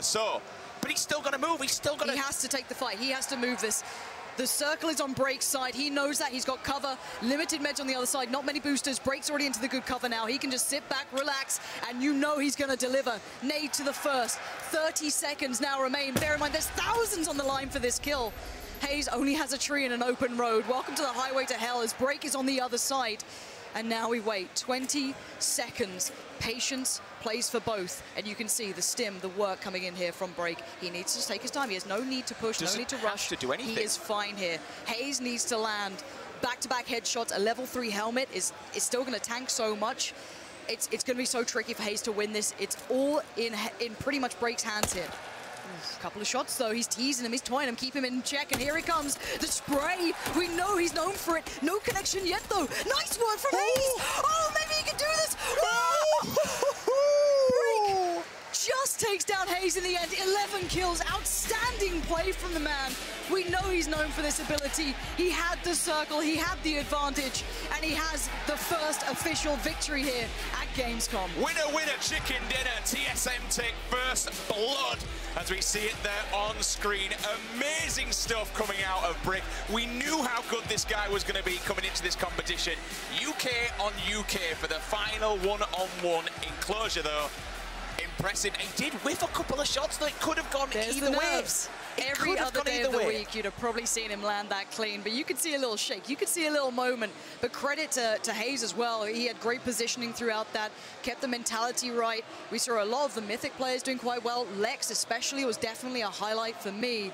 But yeah, all in all, outstanding work from Break. I think if anyone doubted what he can do, if he said, you know, oh, he's only good at first person, oh, this and that, it's, you know, it doesn't make a difference. He's turned up and he's delivered. He showed exactly what you can expect from this team. 11 kills is a big number of it's points as well. You know, it's not only kills, but that's a shed load of points to throw it on top of his 500 that he's made from the win. And fair enough, he got a fair few out of the shack. We're not going to let him get away with that one, but it's solos. Who gives a damn? 55 points Whatever for 11 works. kills. 55 points for that. I don't think 5-5-5. anyone else was even close for the win. 500 points, of course. Brilliant work from the man. Very impressed. But I think the end circles here were absolutely lovely to watch too. Considering how this all started, how it's all ended, I think, you know, the next games to come, people learn as they go. This is the first official they played out here. Teams have been warming up, obviously. But yeah, that was a lovely start to this one. It's insane how Hayes is sat one side of the road with the circle advantage. And within seconds, the circle jumps into Break's hands. And he's sat there behind a rock. Bring it on, boy. You want a piece of this? You've been waiting on me, but now I can wait on you. Let's be honest though, Hayes, he took Break so far down, considering Hayes didn't have many boosters either, and Break had a lot to stim up and sustain a lot. He had level 3s, so what, that reduces almost 50% damage pretty much around that marker. So again, he was soaking up damage. Hayes played very well to even get him that low. That's like, everything was in Break's hands there, but again, credit to Hayes for being that close to it.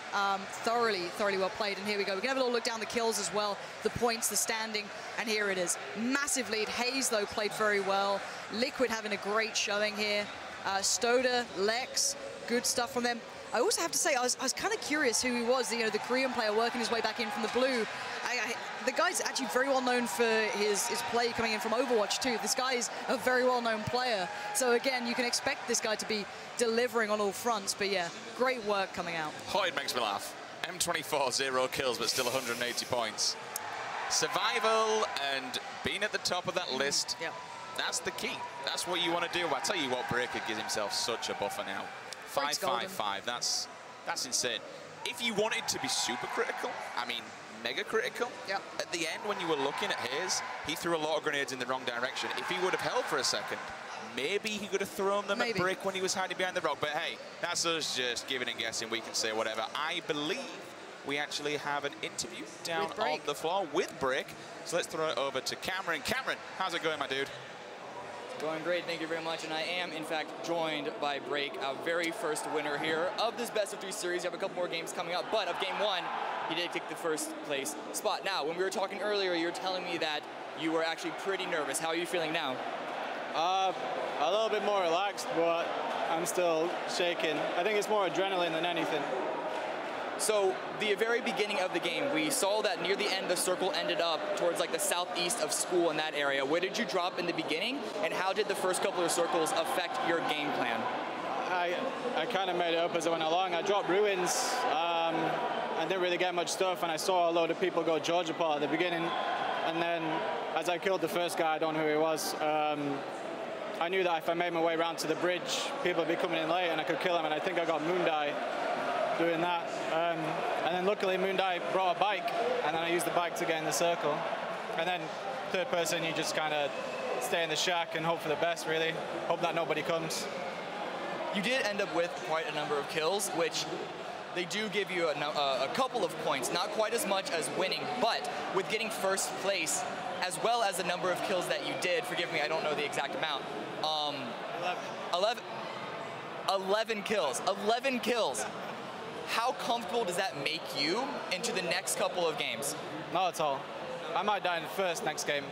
There's a lot of RNG in Battlegrounds. I was lucky, I feel. A lot of good players. Another day could have easily killed me. But yeah, I think I got quite lucky. I think anybody that wins this, they're going to be a good player, but they're going to have luck on their side, and I just had luck on my side that game. Well, the luck on the side is the reason why we have multiple games coming into this. If there is one player, however, that you had to look for as, I guess, your biggest opponent in the solos, do you have one in mind? Dr. Disrespect. No. Nobody really. I think, again, everybody on their day can kill me. Anybody. It doesn't matter. If they're in a better position through RNG, anybody can kill me. I'd have to go with my boys. Anyone from TSM I don't want to go up against, you know? I personally think you're being too humble, because 11 kills kind of contradicts that previous statement. But that is going to be it for us right now. We're going to go to a small little break while we get ready for game number 2 in the first series here of solos at Gamescom.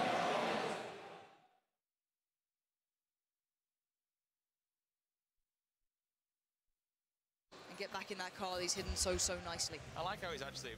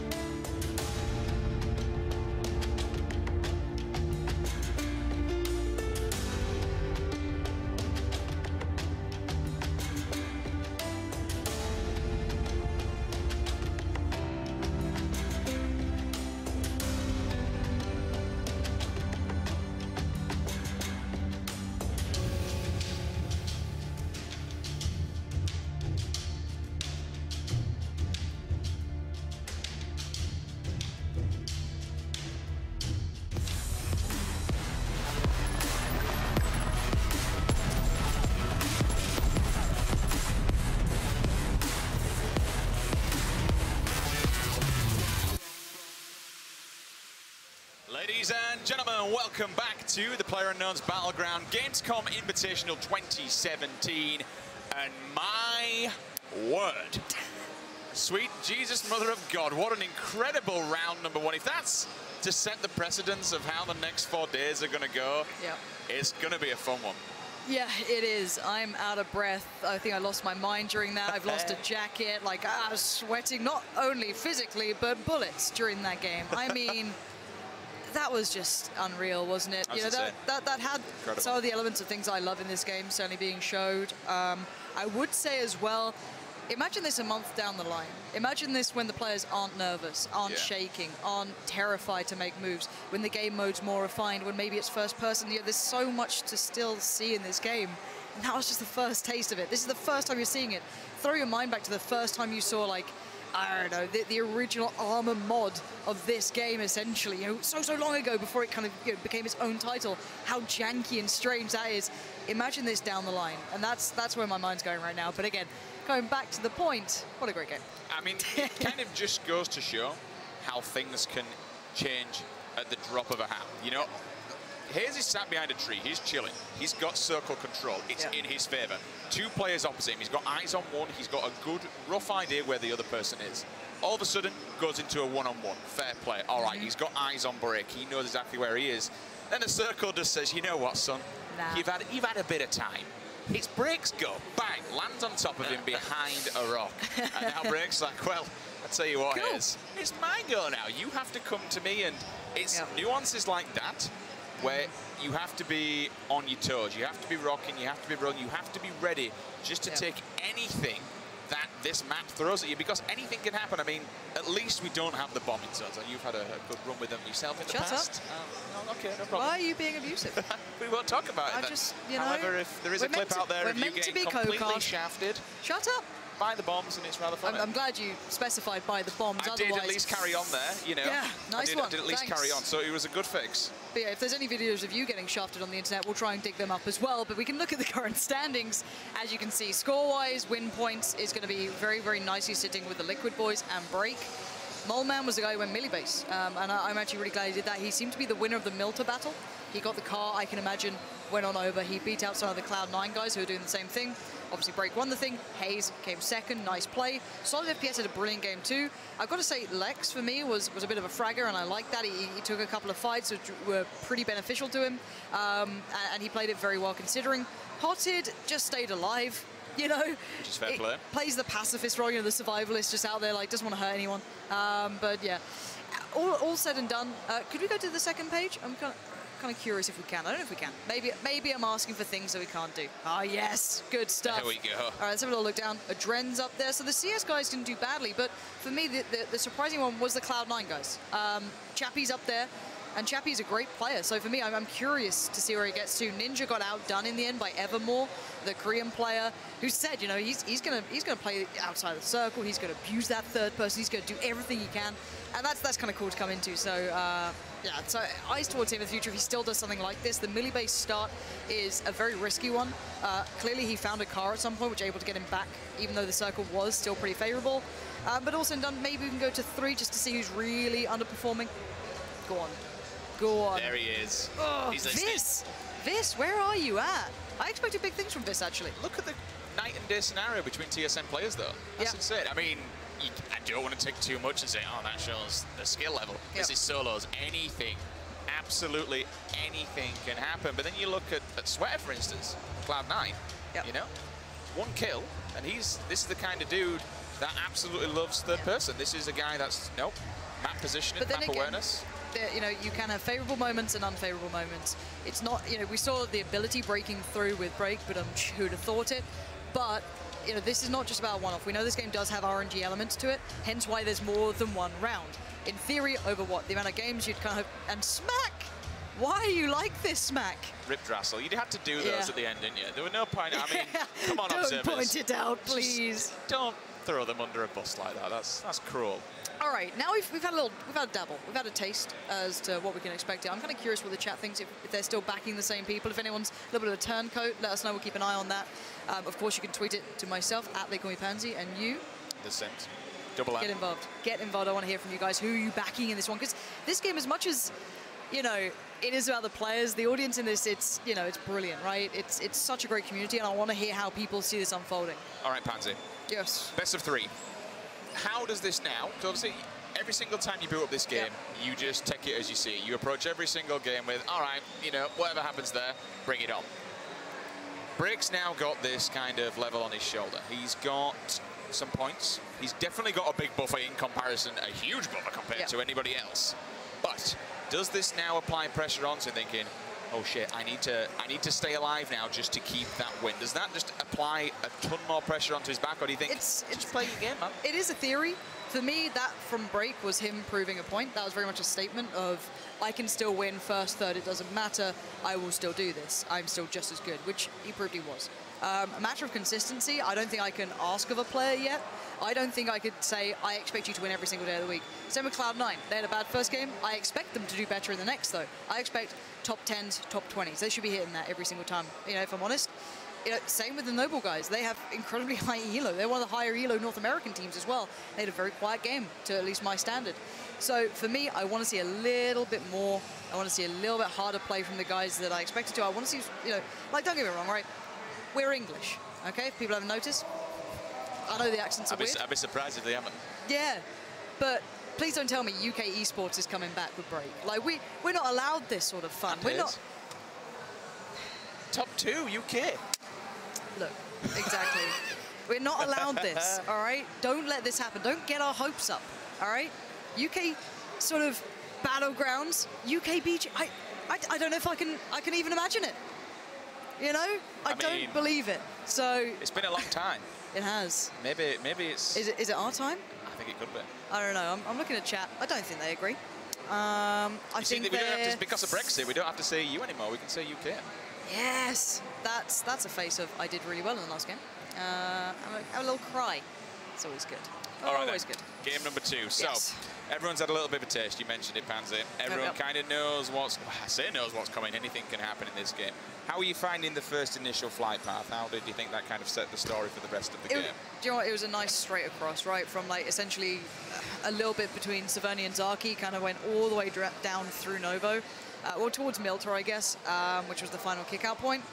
And for me, it was a nice one. It kept the whole map available, which is what I was looking for, rather than ones that are very polarizing towards one side of the map or, you know, don't allow for much movement.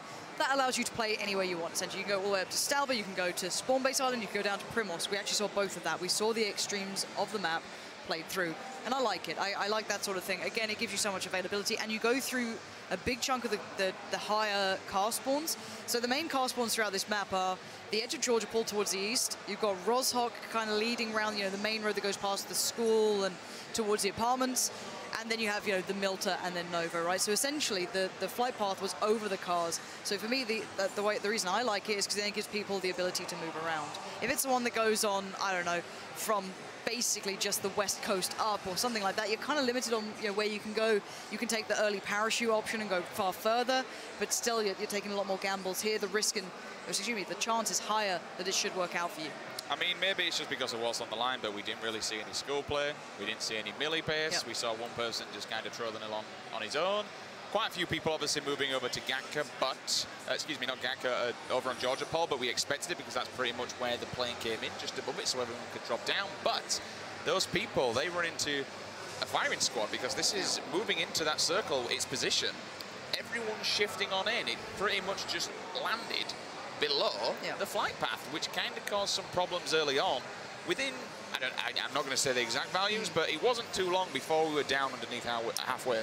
Yeah, I do actually want to talk about that circle play. I really hope we move on from this, but the edge of the circle play being a factor, I think, again, this is where like lower tier players, I think, will blame RNG a lot and go, oh, but the circle was bad for me. I had to run from X to Y, but you put yourself on an edge of a circle, which will always then have a possibility of, you know, in an extreme case, the way the break and haze thing played out, it goes to the other side, right? Yeah. So you have to run twice as far through everyone who's set up. I prefer, and I like players to play quite centralized. Even if it's in buildings, if it's just using terrain to their advantage or whatever it is, I prefer to see more players going for that aspect. But you can see we're back into this, enough of us talking smack. And actually talking of smack, I want to see better things from you and Vis and all the other TSM boys, because Break's just set the bar. I'm going to see who goes breaking through that ceiling. Again, we're looking at the North Americans, where are they at? So Scoots is already flaming me for back in UK sort of esports coming back. You know what?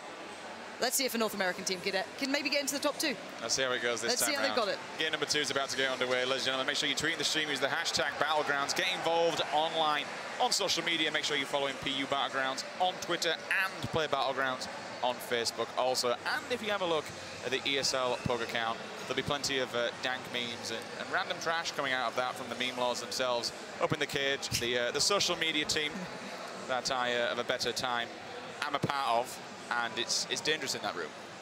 You go in and there's things happen. Sometimes not good things. Why does that sound threatening? It feels like it. When memes are being created, there are a lot of choice words said, and it's dangerous. Anyway, enough about that. More about this game. Enough about my private Moving memes. into the meme section. Dear Lord. We'll see if any memes can be made. I want to see a pan kill. Speaking of a meme, someone gets a pan That's kill. actually why I call myself Pansy. I was just able to see 10 years into the future and went, you know what? Love a bit of that. Somebody added you that, surely. You stole it. I'm not letting you have that one. They did, didn't they? They did. Don't know what you mean. Knew it. All right, boys, let's see what flight path we are on. Let's see what destination we are going to, because that defines everything here. And okay, is this across the middle? Okay, it's a slightly north twist to it. So this keeps in mind now for me, who goes to the Roshok area, school area, the edge of George for the likely car spawns. This means that Georgopol's a hotspot. Yes, Naya's a hotspot. But for me, if I was playing this, Novo, Millie-based Milta Power are where I'd be eyeing up. And look at the density of players dropping towards Georgopol. A lot of people are going to be moving up to top George. We've got north there with all the towers. Plenty of people moving down south as well. As you mentioned, Roshok could be a hotspot. We're going to scope in just a little bit more. Make sure we show you exactly where these people are going to be dropping. Yaznaya could be a huge pocket of players. Also, Pachinki is still available as well. You can do the longer flight to Pachinki, so keep your eyes. You can see most people heading south. Look at this play. Everyone's pushing southerly. So this could make the school pretty busy as well. Pachinki, the places that I actually detest, might have some action. Yes, Naya's got a good couple, a few heading further north. And Smack, let's have a look at Flom. Smack towards the north. We've got a Zaki play coming in. We've got the slow West Coast play. I wouldn't be surprised to see maybe Serenity or Oshi over there. Oshi's actually on that West Coast, as said, loves that side of things. You got Cat, another Survivor Games victor, going a little bit on Central. And here is the place that Shroud has called his own. It is the school, and that is him awkwardly stuck and falling, and actually not taking damage. How have you managed that? Dancer's going to try and find a gun. If you can find a shotgun inside school early game, that gun will absolutely tear opponents apart. 2 rooms and no gun whatsoever. Oh, no, that's going to be a vest. Picks up the level 1, still looking for this gun. Come on, give the man a gun. Oh, there we go. That's an AKM. So now the AKM, it does so much damage to people who are undergeared. Yeah, 48 damage overall anyway is the general thing for 7.6. And then you get down to like the 41 for the 5.5, which has got a bit of both.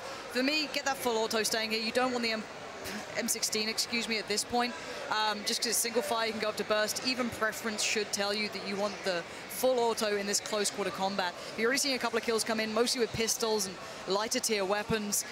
You know, it's not going to be massive, and there's the full auto coming through. You can see him just cycling through it. He should be trying to get a little bit more, but again, this is kind of what you expect from school. Very light gear. That's going to be Cross. Unfortunately, the first man to fall straight out of the gates is going to be down to interrogate. One of our players who actually have a 3K rating on the servers right now, so certainly a dark horse who we did mention previous to this, opting to move over to poolside, try and get this one, and fair enough, it looks like he's only going to be a one-on-one over here at school, so not too much action. Meanwhile, in no man's land, Roshok's just trying to find somewhere. He's running away from, I think, Pachinki, so I'm a fan of this. Flee the scene. Run for your lives. Trying to stay alive. To be fair, there are likely car spawns at the end of the kind of T-junction that comes through there for cars. So again, he could be eyeing up maybe going further south. But we do need to check in and see where the circle now is. We need to see if anyone's gone for those long, risky routes. You can see there's this portion being aired here towards the score, and I like this. Okay, so 2 players heading down towards Amelie Island. Great choice from Drassel there, the LG player, the Numanossi guy. Moleman's doing it again. Clearly a favorable move from him. You're going to see Evermore playing the outskirts. The long drop coming through from him. He did the early parachute pop, so just landing now. So this is very spread out. We've got a nice circle. It's not too polarizing. It still plays to the drop that we saw. It's just going to force people to move slightly further south. We're starting to see some flash. Another player does go down. Just missed that one as we change POV, unfortunately. So one player has gone down. That's Ninja who's going to pick up that kill. We're seeing a lot of shots down here, though, on the coastline. Is that the bridge crunch? That is. It's a bit of a bridge crunch. Everyone coming out of Lighthouse and moving around. 3 players. That's going to be all over the yellow house as well. And we do know the yellow houses, they've got surprise, they've got presence in there. But with the density of solos, a lot of people do tend to drop. And they have moved down for that early play. We'll bring up the map and show you exactly more where, because what people are doing like this will just try and build the storyline and show you where people are going, where we're expecting them to go on, and so on and so forth. Still early days, few players dead. We're going to see Sweater. The bridge. That's pretty risky from Sweater. I'd be worried about who's at the end of this bridge. It's not even that. Like, if you've got melee baits and then fallen back, you shouldn't be even kind of aware of that yet. There shouldn't be people camping the other side. It's more that you're moving into people who've gone early to the melee base. So you're going to see a couple of kills. Cat managed to find a kill again, the partner of Size Syndicate from the very early Survivor games, managed to beat Sacriel at the very end there. That was the victory many, many years ago. But yeah, Sweat actually could just play this spot in theory. He could wait for them to cross back over, but again, the circle doesn't mean they will likely cross this side of the bridge. I don't even think he's got a gun. I really think There's a lot of outskirts around him. Oh! Ow. Rip. Adren just got... Adren's dead. Look at the face. Just eyes on the face there. Adren, what's happened, buddy? Great catch there. North American CS Low. in its prime. Comes in with the M16 and down he goes. And now I'm just going to take your stuff, my friend. Thank you very That's much what you get for going to Pachinki. Yeah, you don't like this, do you?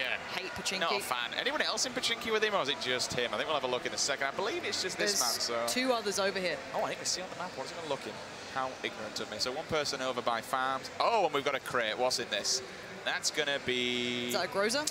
Yeah. That is a Groza. Now, the Groza is a disgusting weapon because not only is it... beast. Yeah, not only does it fire 7.62, it's basically an AKM, but the accuracy and the fire rate is insane. It's insanity. Yeah. So if you played like any other game that has like an SMG in it with the high fire...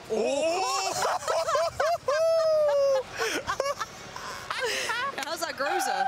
Yeah, quit out real quick. We definitely didn't see it. Just quit out. It's fine. It's fine. Just... What was that, level 3 vest? Please don't tell me Sakishi's going to pick up it. Oh, no. Oh, did he go past and not see it? That'd have been hilarious. Oh, God. You just love to see it, don't you? Oh, God. You just love to see it. That's made me incredibly happy. Cameraman, thank you very much. That's the content we're after here, if I'm completely honest. And there's Sakisha, the guy from the early interviews. But look at this fight. Is he... Ooh, he's second guessed. Why did you stop? Keep going. Why is he paused?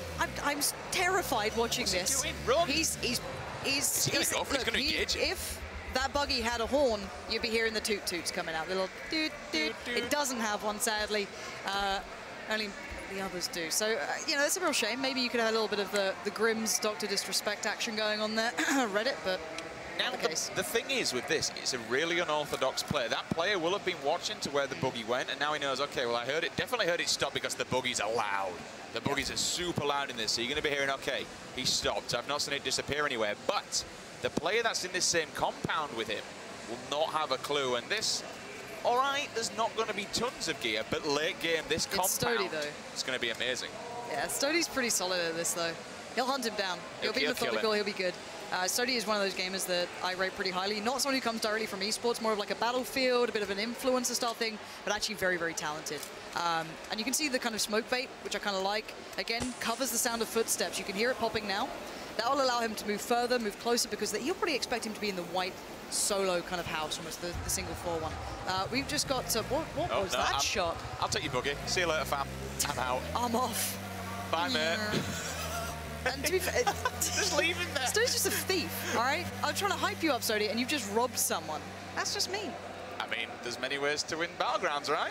And this could be one of them. Couple of little engagements going down. We'll see Xeon taken out by Panda Moo there with the S1897 shotgun. The shotgun does all kinds of damage early on, especially if you have very low tier armor. Like, there's 9 pellets per bullet. But it also plays very well in third person because you can hold an angle, get the complete view of a player pushing you, and you have safety to play out and take the one shot. So again, it could work here. I don't like it. Let's see who's getting the kills. Forzen coming in, finding Panda. And actually, Oshi killing Gassy. So, you know, the battle on the western front, I guess you can call it, being defined as we speak. So that's going to start coming through. Down to 63 players now. Looking at the circle, not a big factor, but people are getting a little bit braver. We're seeing more kills coming in now. Just to kind of touch on what you mentioned of a shotguns as well, if it's one thing that people, and I'm surprised they do it, but they really still fall for, it's been funneled into like a hallway. The amount of times you'll stand at a door at the top of a set of stairs and people will still rush you up the stairs. It's like, well, why?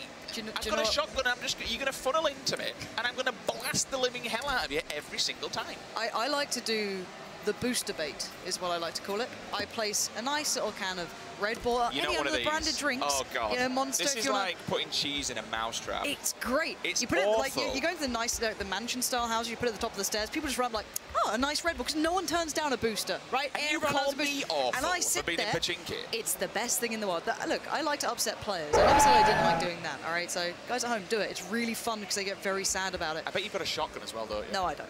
I'm not bad at the game, Jesus.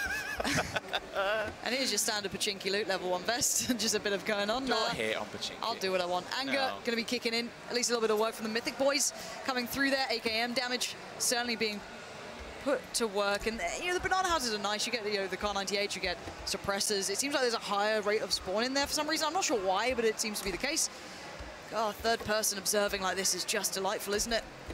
Bloody hell. And there's old Ninja, a bit of a favorite as well. Tanked up. Yeah, he's got great gear. Level 3 vest, but it's still in a decent position. So again, it just soaks damage up. That's the main thing with that sort of thing is if you get the vest, if you get the equipment, it will reduce damage received. And the durability is higher. 250, of course, 55% damage reduction, 40 on the lower tier vests. But you're going to see a little bit of battle here. Oshi going to start to eventually get up towards the hill, find a bit of cover. This is a very open area, though. A lot of battles will go down here. The rocks become quite favorable, slightly towards, I guess, the southern side, and they're going to work their way into the circle, but there's already players in cover. So let me throw this question to you then, Fancy. You look at Ninja now, fair enough, he's got the gear, he's very, very tanked up, he's going to be hard to kill, but shotgun and sniper rifle, night and day, no real... I mean, someone's got to get up close and personal with the SK-12, right? But, oh, now he's going to switch out to the AKM. I'm going to ask that because you're looking at two different opposite ends of the spectrum there. Very long range, very close range. We're going to see that lovely Duran Duran moment of Rio, you know, just on the beach, nice boat going down, you know, it's a lovely scene. There is actually a boat behind him, too. That was the thing that we saw on the map. And I wonder if this is... No, this is one of the other players, actually. So again, we're just going to see a little bit of a boat play coming out. I'm hoping we don't see too much water play, if I'm honest. I'm not a fan of people just sitting in there.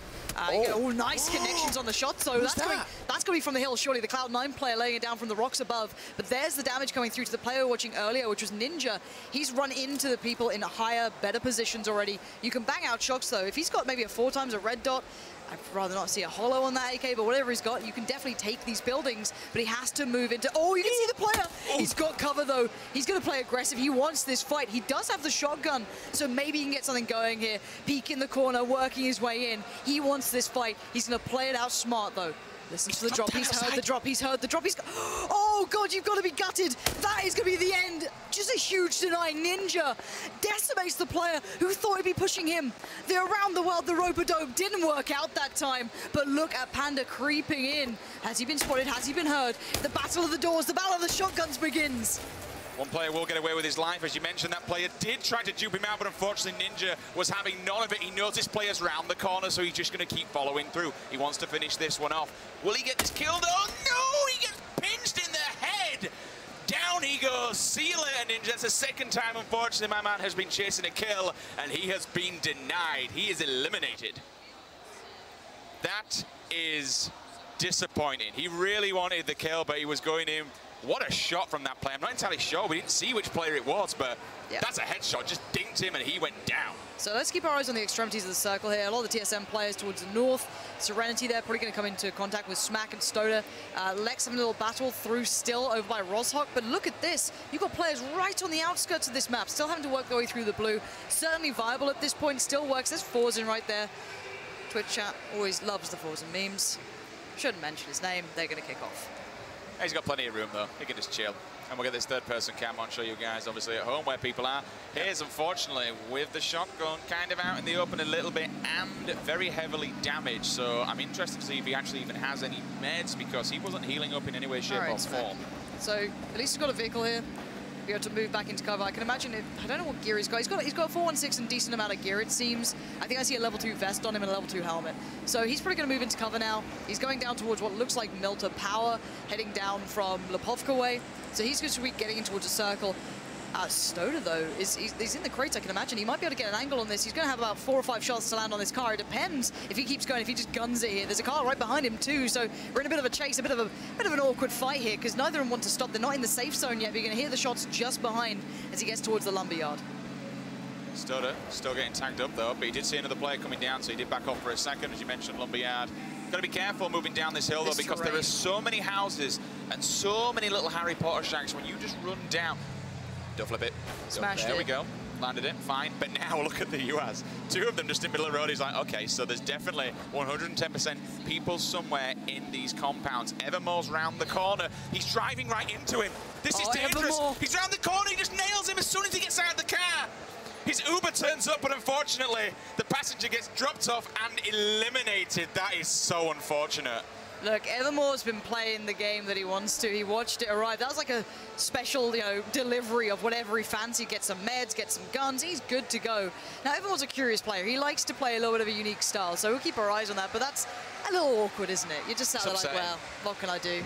But you've got a decent 4 times. You've still got the Hollow there. He's got great versatility on now what he can use level 2s all throughout. So he's actually a really good spot at the moment. You can still see the players who are left up in the north having to work their way back down south, as Evermore will now just be going through all the meds, getting back into boost. He's fine now. He can probably take another fight, but he's just going to be using sound at this point. Milter is going to be littered with players. You can still see them on the extremities. No one's going for these drops, really. That's a lovely one, too. M24, 8 times level 3 helmet. You almost want to see it, but Forzen just got picked up by Panda. 15 bullets as well. Now, just a real quick one on the 6.86. You shot the double-barrel shotgun before. Now, that has the quickest initial bullet speed out of all the shotguns. Does 25 damage per pellet. That's 9 pellets, and he had as well. He had all the attachments onto it. That gun is a disgusting weapon. But speaking of disgusting weapons, that to me is looking like a fully kitted M4. Yeah, but I think he might have just lost his helmet. I don't think it showed in his inventory, but you can see it on the UI. There it is, half HP. So he's taking a lot of fire, but he has the cover. Flom on the other side is not going to miss shots. So again, you've got 2 very talented players, one more kind of armor to traditional military sim, and then Flom, your CSGO pro.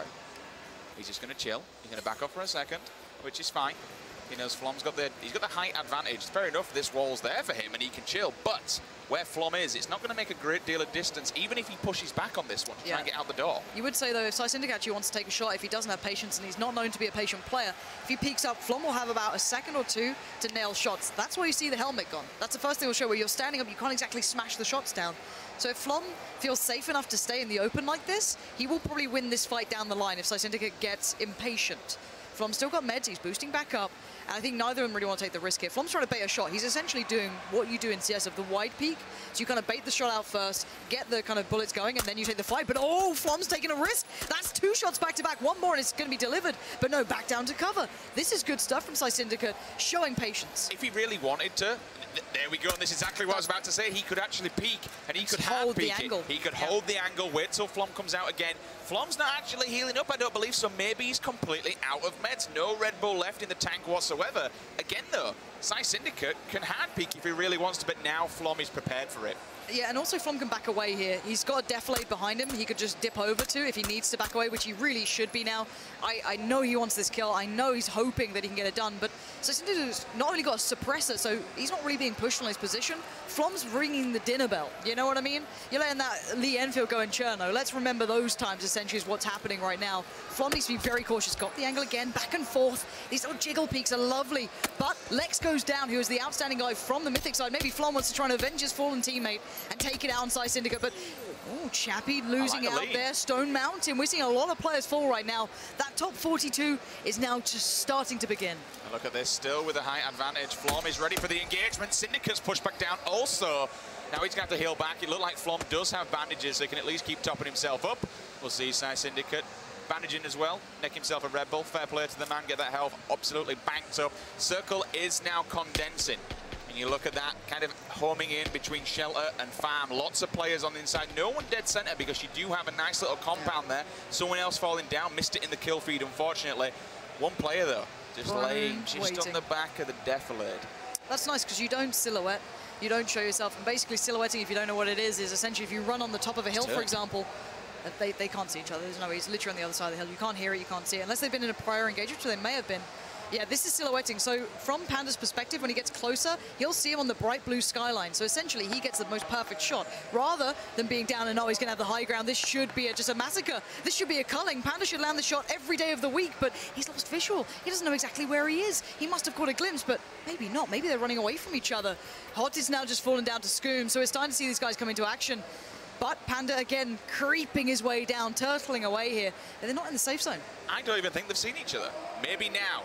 He just turned for a second, but honestly, I don't think they saw each other. There were no point that Panda decided to rush in or really follow through with that kill whatsoever. Yeah. Looking across the board then, one person, Moondye's going to move back in. One person kind of up near Skull, though. They're going to have some serious meds if they want to get back inside this circle. They've got a lot of work to do. Scoom's going to be topping himself up as well, getting tanked up. It's nicely good. Yep, getting plenty of bullets in the bag, and why not? 2 players will be coming in very closely. If you're looking at, in fact, 3 players. He's stuck between. Now, there's 2 in the houses over there here. Yeah. They potentially could be pinching one another if they move out also. I'm interested to see where they actually are in comparison to each other. I think it's as I said, it's the compound over the road, so there's just 2 houses essentially near each other. But as I said, down to the last 37, the new circle going to be defined pretty soon. As you can see, the blue going to start working its way through in 30 seconds. Everyone's going to be trying to hunker down. No one should be in a state of transit if you're in the circle, obviously. You should be aiming for buildings to lock yourself into. Whether you like third person or not, obviously the hot topic right now, it doesn't matter. You play it smart, you play it safe, but look at the farm. It's all kicking off here. I don't know who's going to come out on top of this. This is very risky on the farm area. There's a lot of players, there's a lot of cover, a lot of small buildings to work from. Break's gone. Oh, Break's down. Break's gone. He is down. He was one of the players at the farm, but you're going to see a bit of water play here, which is just vile to watch. And there's the punish. Good tags back to back. Can't do much more than that. You're still going to move. You're still going to run. And that is, I'm not sure who this is we're watching, but he's got the suppressor. He's still got nades. He can make this hurt. Again, if you want to rush up a little bit closer, but you've got to be a bit careful. A player can still go into the back of the boat and shoot out from it. You can't really do much more than that, but yeah, no one likes to watch the water. The only thing he could... Oh, he's getting shot from behind us. Yeah, He's behind him, he doesn't know about it. He's confused, all you like. He's still standing his ground. I don't think he realised that bullet came. He's getting nicked again. All right, he's actually going to drive in the water. Fair play to him. Now he'll jump out. Yeah. So the one player that he was going for a Rich, he's going to sit in the back of it and go, please get the kill. One shot. Brilliant stuff. That was a lovely, lovely shot. What a play. No, beach it, Jesus. I was going to go from what was an amazing play to what could have been the worst place I've ever seen. It just beaches it. But what a play. Sit in the passenger seat, get the kill, lean out. Awesome, awesome work. All right, let's kind of catch up with what's been happening around Milter Town. This is on the extremities of the town on the hill that kind of leads down from the prison. You're going to see most of the battles coming here, but they shouldn't really be going down too much. These players in the houses are safe for now. They have no real reason to take fights unless they see a player moving in, which won't be happening. So, again, we don't really need to watch these guys. We need to look on the extremities here. And Serenity just fell. Not going to find any peace and calm for her, but at the end of the day, it's got to be looking around these edges here. Everyone in the buildings is going to be hunkered down, no need to fight. The bottom part of Milter on the bridge, we could have some fun going down here. Curvy Llama going to be in on this action as well. You got a couple of players. Again, house play really shouldn't be much of a bother here. As much as the farm will be busy, people don't want to move out of this, but he has the M24. Now, Adaculus is one of the people that we mentioned before, could be the dark horse in this. Over 3K rating North American player coming out of Noble Gaming. M24 in his back pocket. I want to see what kind of damage he can do. I'm hearing more bullets. Same again.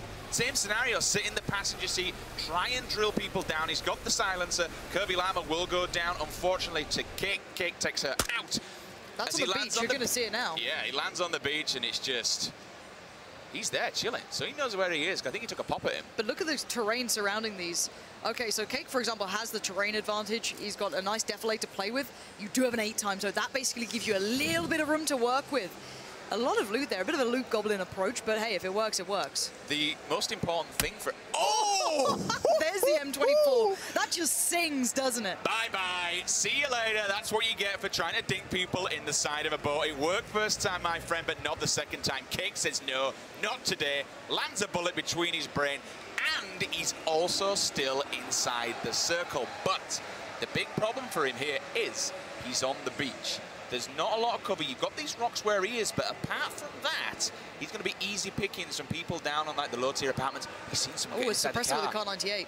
This could be big 4 times. Adjustment not quite on. A little off for my taste there. Again, not adjusting well enough. I'm not sure who this is. Lucy needs to get the aim going. Think of that bullet drop. Think of the 4 times. Think of the kids. Finally a shot lands. Maybe one more could do the job. Ooh, that looked close, but no cigar. Again, the reload's going to take a while. Not sure if the bullet loops are on the back of that Car 98, but a readjustment from Cake as he looks to make his way up. He doesn't know where the shots are coming from. They could be anywhere. The suppressor works so well. What is this? Please land the shot. Stop making me talk about this horrible fight that's happening. And now he can just lay down behind the castle. Yes, Cake! M24! Third time in a row! Cake, you monster! This is insane! If you're going to miss that many shots, you deserve to die like that. Cake, thank you for that. That was the icing on the cake for me. Brilliant denial. If you whiff that many sitters of a shot, you're not going to be standing for long in this caliber game. Again, the kind of the north side's going to have a little crunch. It's mostly over towards the west. Milta is going to be absolutely teeming with players now. Feels so bad, man. You whiff, you dink him once. You hit 1, I believe, out of 7 shots. Cake spins around 8 times. M24, bang, straight between the eyeballs. Takes it down. Here we go. That's Look at 3 this in a battle. go. Oh, this is going to be mad here. The junction in the middle of Milta has players everywhere around it. And you can see that with no flash hider on, you can tap these shots all day. Cake's still alive. This guy's going beast mode this time. High kills, high value. The M24 sitting well, but the prone in towards the Theresa May fields of wheat. Clearly going to work out well here. It's going to be quite tricky to find people in that, even in third person. Here in this, oh, look at the HP on this player, though, getting out of the car. A mistake to be made. Why did you not expect someone to be in here? You're hearing these shots. They're not suppressed, but this is where it matters. Cake, what can you do? Show us what you're made of, my man, because I'm loving the play so far. Time to run, and he does have the cover of the hay bales. He's also going to get inside that circle now. Oh, no, just drifts for a second more. He's completely stimmed up. You're hearing the bullet dinking off the floor, though, bouncing around. He's running into somebody, though, doesn't see them coming. And now the M24 hits the floor, unfortunately. Will that player capture it, though? Yes, it will, so Idaculus takes the risk. Sniper rifle now go into his hands. But look here, Kapowski, unfortunately, is just on the edge of the circle, so she's going to get forced out of these houses if anyone's just waiting for her. There is a nice bit of terrain. You can see a little bit of the dip on the hill. You can still run him relatively safe. And the other player, I'm not sure if Molman is aware of her position. He could spot it, but he's probably more worried about Panda, who's been letting off shots on the other side of things. But this is going to be fun. We've got Luminosity and the TSM guys just throwing it down the north. Sai Syndicate is posted up. He's safe. Drassel's there taking a fight, and right now it's going to be Molman actually getting pincered here. He's in a bit of a bother. He's got a player behind, player in front. He can't hide himself from both. And right now he's switched on to someone else. I'm not sure why, as Molman did find him. He did get it done, even though his HP was so low. You expect this from him, though. He's one of the Liquid boys. He should be delivering on all fronts. Safe in Milta. This guy is, I'm not sure why we're watching him. There we go. Let's have a look around. Scoom locks down a building. The buildings that remain a hot property, of course. That's where you want to be. A little bit hard to get run off on here, but nice spray control coming out from Scoom. Nice work from him. Absolutely powerful play. So again, keep yourself in these buildings for now. Play it smart, play it safe. You've seen the big players doing this. This is the smart plan that I like to see. Inside the circle as well, so plenty of time. He can chill here for a bit and let players advance forward and wipe them out from that window. Evermore, unfortunately, in no man's land. He's only got a little hut to try and stay alive, but he is getting tapped up pretty hard. Scoom will hold his ground. He knows Viz is up there. We saw the initial battle early on, just chilling in Harry Potter. He needs to make some magic happen because he needs to come inside.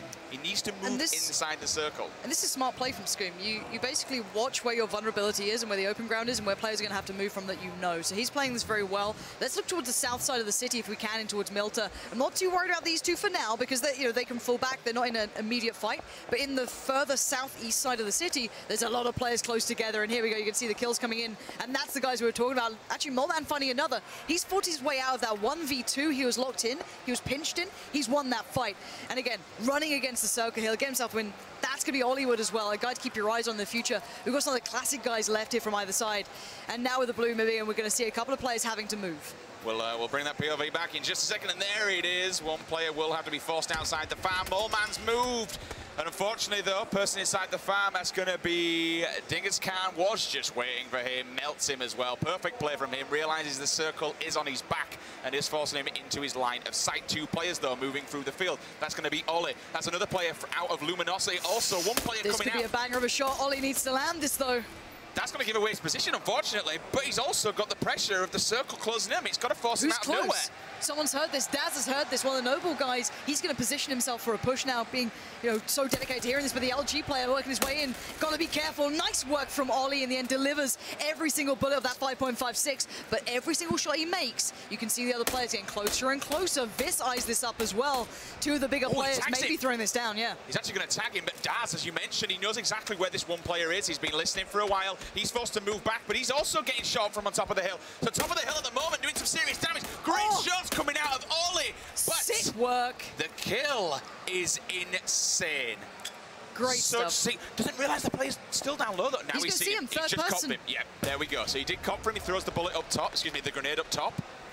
But this is keeping him pinned. While this is going on though, the circle tag's going down. So the problem is that now Ollie, he can't run to the right because it's open ground, really. He's going to have to just go through this. He's stimming up right now because he knows it. He can go full auto and take a fight, but he knows that someone knows where he is and he knows where they are. This is very uncomfortable. Beautiful work earlier towards Side Syndicate, and look at this. Ring of Roses begins, but Daz is off. He knows he's got the advantage to run away with. As long as he gets a line of sight of the push-up, Ollie might get a visual on this. Let's see if he does. He has. He's got to surely land this one. Ollie, did you blow your load too early? No! Sign sealed and delivered. He finds another, but the HP, he took the risk of the kill, and he just falls to the ground. A huge error from Ollie. He could have held his nerve. He could have waited. But no, he took the fight, and now we've got to see who's left standing. Vis is up, Skoom is up. We've got Evermore, the Korean player, still in this one. So many players still to look at here. As we're going to see a couple of them now dying as we speak. It's getting pretty hectic. Yeah, we'll try and get some of these POVs now so we can see one player will fall. That's going to be Dingus Khan taken out by Spy Jaya. Several people now inside the circle, 2 more. Look at Skoom and Vis. They're still so going close. Are they in the building? Yeah, the winner of this fight, I think, will win this game. They get the high ground from it, for me at least. Evermore's going to be watching the push across the road. He knows the battle, but can we try and get the view of the other guys behind him? These guys are just playing the third-person angle. These two are what I'm interested in. Do they know the battle? Do they know the fight? They're going to hear these shots. He's moving up. Skoom's got to know there's players close by. But how does he work his way out of this one? Looks towards the balcony.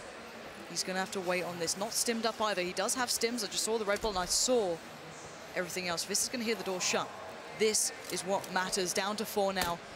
This, I don't think that Skoom knows there's a player below him. He's laying down fire here. That's Skoom going to get another kill. Top 3 now, but he's going to be closed in on. The luck begins slowly creeping up, but he has the safety of the door. But as soon as he drops, this is surely going to just absolutely destroy him. Or does he realize? Is he being an ultimate slick daddy right here? Because that would be amazing if it is. Oh, well, he's going to move, so yeah, Skoom's going to get the information. There you go.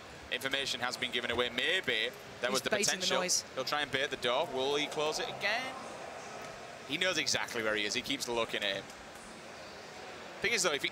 Oh, is he actually going to get in the car and bail? Vis right now is taking meds. I don't know if he heard the drop. So Vis doesn't know this, but Skoom's trying to find an angle. The third person's going to come into play. They both see each other. Oh, Skoom!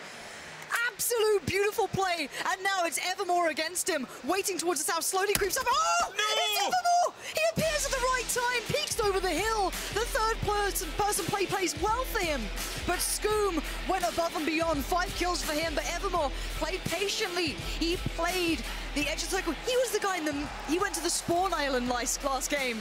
So what a play from him, working his way back in. I like this guy. He is a very unorthodox player, but he certainly does what he needs to. He played it smart. He let the others fight it out. And as soon as he heard the shots, he got the angle. Evermore from 4Entro is your winner in round number 2. Winner, winner, chicken dinner. For the second time in a row, though, a member of Team Liquid. Once again, second place. Team Liquid clawing at the bit. I mean, fair enough, it doesn't matter on a grand scale when it comes to teams, because this is all about solos and individual challenges. But amazing, amazing work this time from Evermore. He calls, he collects, and he is your winner. Yeah, I know a lot of the Overwatch players out there who are watching this will be happy with that one. Known for his ability in this. Maybe just going to get him someone he's comfortable to talk through to our host with. As you can see, he's just kind of calling for a mate, I can imagine. But yeah, he's one of those players that seems to like playing through the blue. He's a very patient player. He's not rushing it. He's taking his time. It may be a little bit of an unorthodox way of playing. But let's bear in mind, Break in his solo games, you watch his stream, you know, he'll take that blue damage all day long as well. It is an approach, it is a work. And I think that's Sammy with him, so I'm curious if they're going to maybe get a little translator on the go, maybe help him out a little bit here. We'll give him a little bit of second to kind of go through and work out how they feel comfortable on this one. Fizz this time, though, having a much better game than last time. Obviously, Break coming in around that mid-tier section, so he's still going to get points, and he's still going to give him, and he did have about 150, I want to say, off the top of my head, a nice little bit of a buffer. So I would have thought he'll still be sitting up top, but we'll get the scores on the doors after this one, then we can see exactly where these players are ranked. We'll be getting an interview in a second. Once we get the call for it, we'll throw this down to the floor. But different winners, different players in the top, Pansy. It's night and day in comparison to where players were on the final leaderboard on the last game. I just don't know what's happening, all right? We've got the Korean scene taking over esports. We knew that's a thing, all right? We've been there. We understand this. We've had UK esports. What an incredible tournament so far. Very, very diverse approach to winning the game and playing it out, but it does seem as though the interview's ready. Yes, it is. So we're going to jump down to the floor where Cameron is with NML. Gentlemen, over to you. Whoop. Yes, I am here on the floor with Evermore, as well as, in fact, the community manager of Battlegrounds to help translate this interview. So, Evermore, the first game, you played all the way at the spawn island, but because of that fight that you got into a little bit, it really messed you up and it got you killed in the blue. Did you play knowing that risk was possible, playing at the edge of the map this time around? 지금 이번에 하실 때는 이제 맵의 가장자리를 시작하셨는데 그게 조금 다른 부분이 있었나요? 일단은 첫 번째 판은 자기장 플레이를 했었는데 일단 워낙 변수가 많다 보니까 두 번째 판은 중앙 플레이를 한번 운영을 해봤는데 그게 더 잘 먹혔던 것 같아요. 마지막에 어떤 플레이를 했다고? 중앙 플레이. 중앙 플레이, 중앙에서? So I was really watching the blue zone, and there were a lot of people there. So I think it didn't really work very well. But in the second match, you know, I tried to be in the center, and I thought that would be good positioning, and I think that worked very well for me.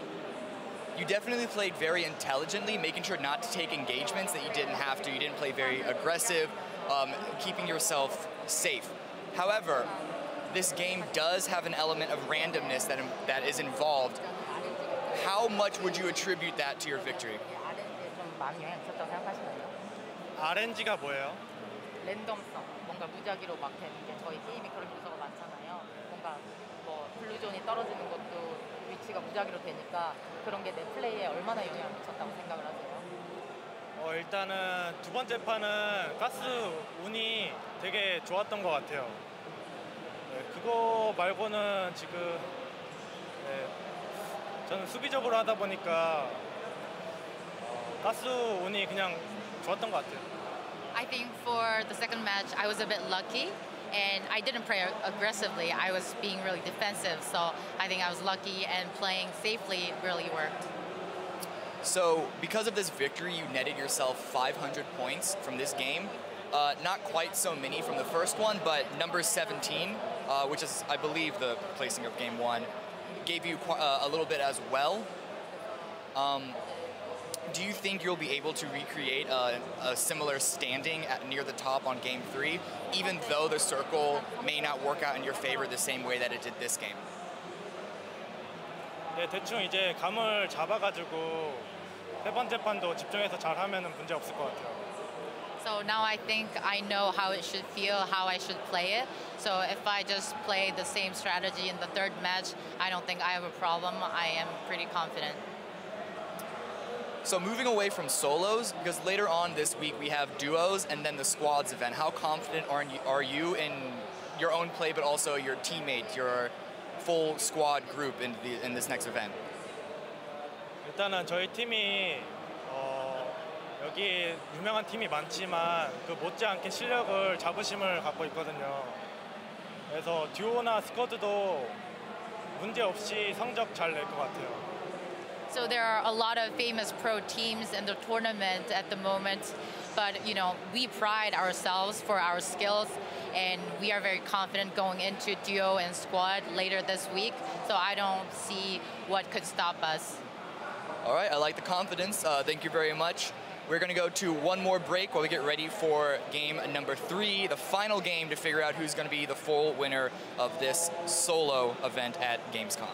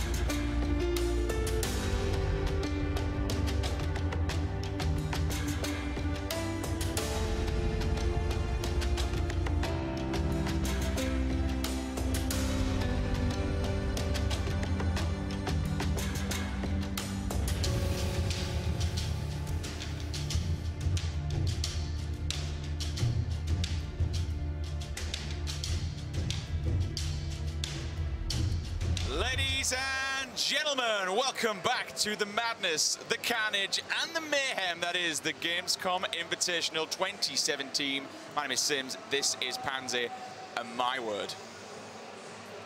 Game 3, so far this has just been pure and utter insanity.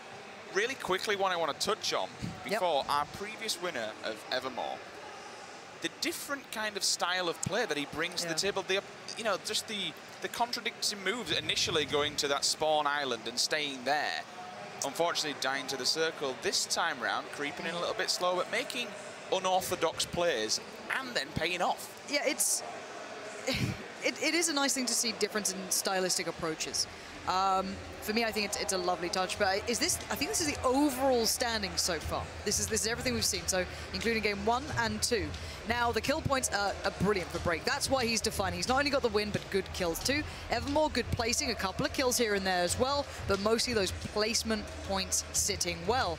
Solid FPS kind of going under the radar there. Cloud9's player coming in. Shaka as well playing well. Hey, Scoom and Molman, like all these three locking it down together. That's great. Liquid putting in a very solid performance. Stoda doing well. Vis is still there. Lex is having a quiet game, but he's actually still keeping up quite nicely. High on the kill points, which is always good. Definitely playing into this for him. We've still got Hollywood as well, another dark horse who could certainly come back. I'd expect another one of these top 15 to probably win the next game. Okay, so we can kind of see how things are working out now. Fair enough. I mean, you look at Brick. He got the kills, which is actually, he wouldn't be in the lead. He would be down in second place if he hadn't got such a great kill game in that initial round. Evermore, though, is now creeping. He's now just on, really, just on his tail, as you said, moving down, though. We'll look at the 16 down to 30. Horted's there with 240, 220 coming out of JP2. Kirby Lama, 215, 215 out of Interroga.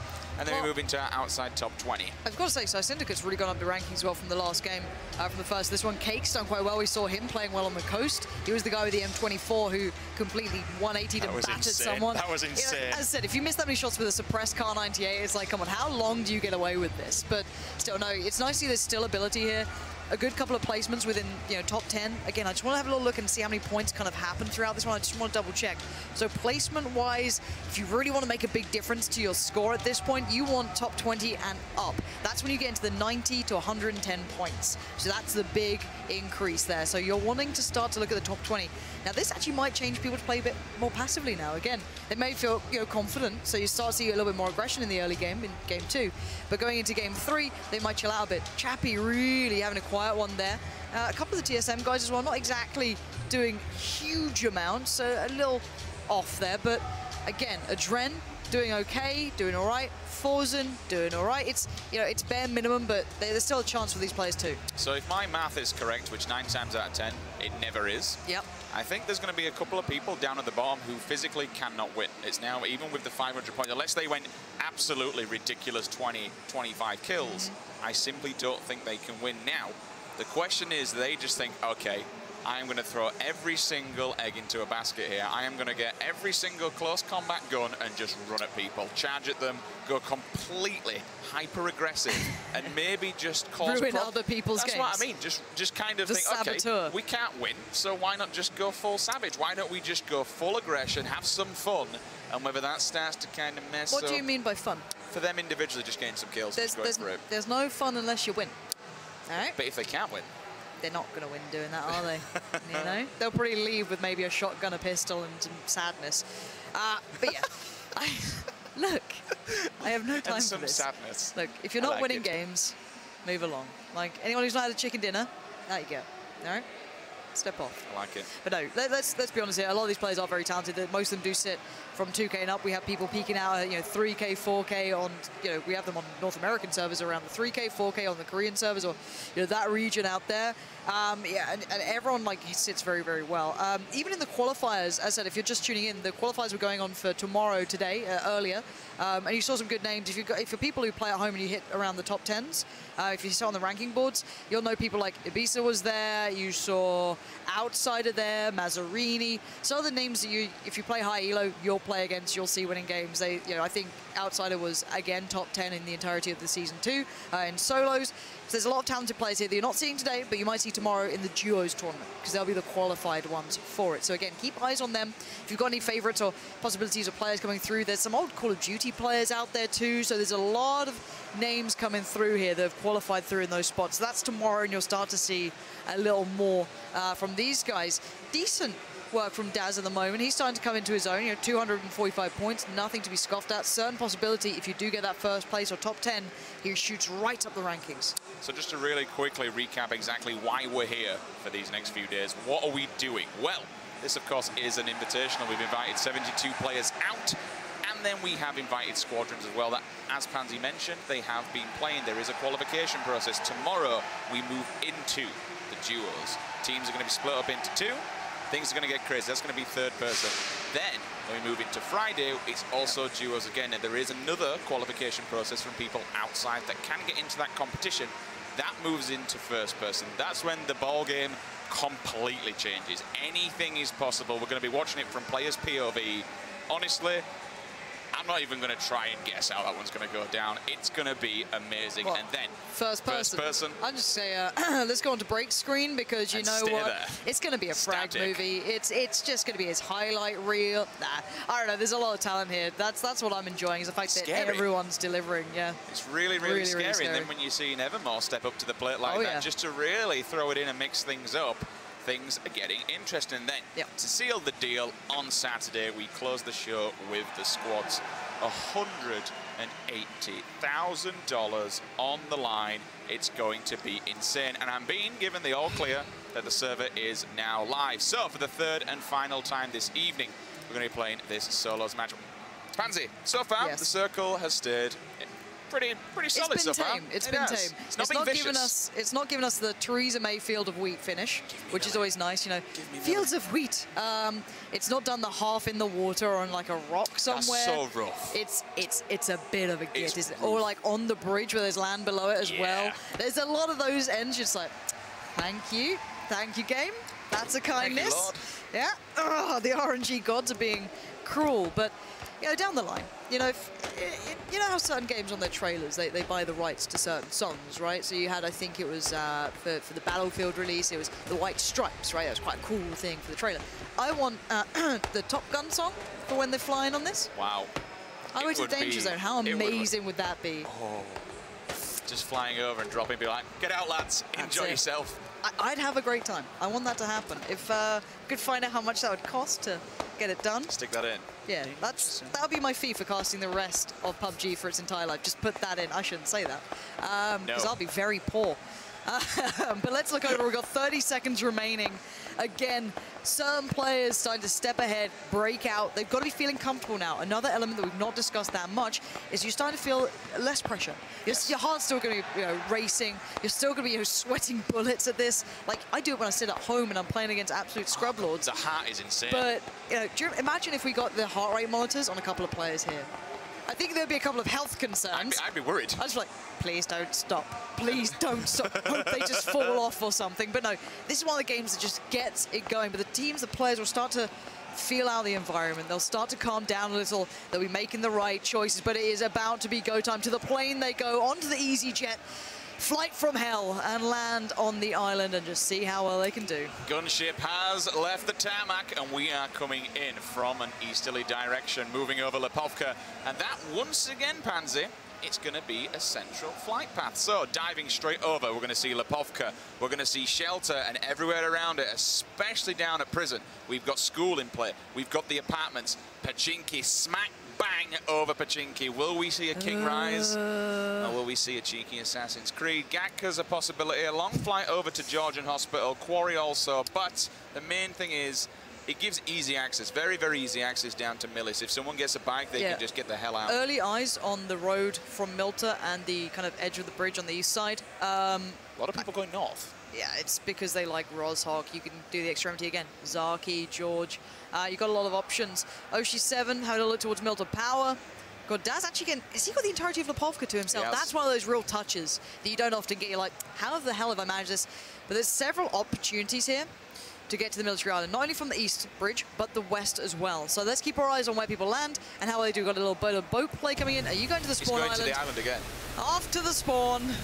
Now, it's actually fine. Got to see where it the him last time though. No, it didn't. No, it's because he got in a fight with Ninja. All right, like, yeah. Like let's. Okay, I'll give you. I'm going to talk about the strengths of this very quickly, and if you haven't done this before, you'll find out like the benefits and the negatives.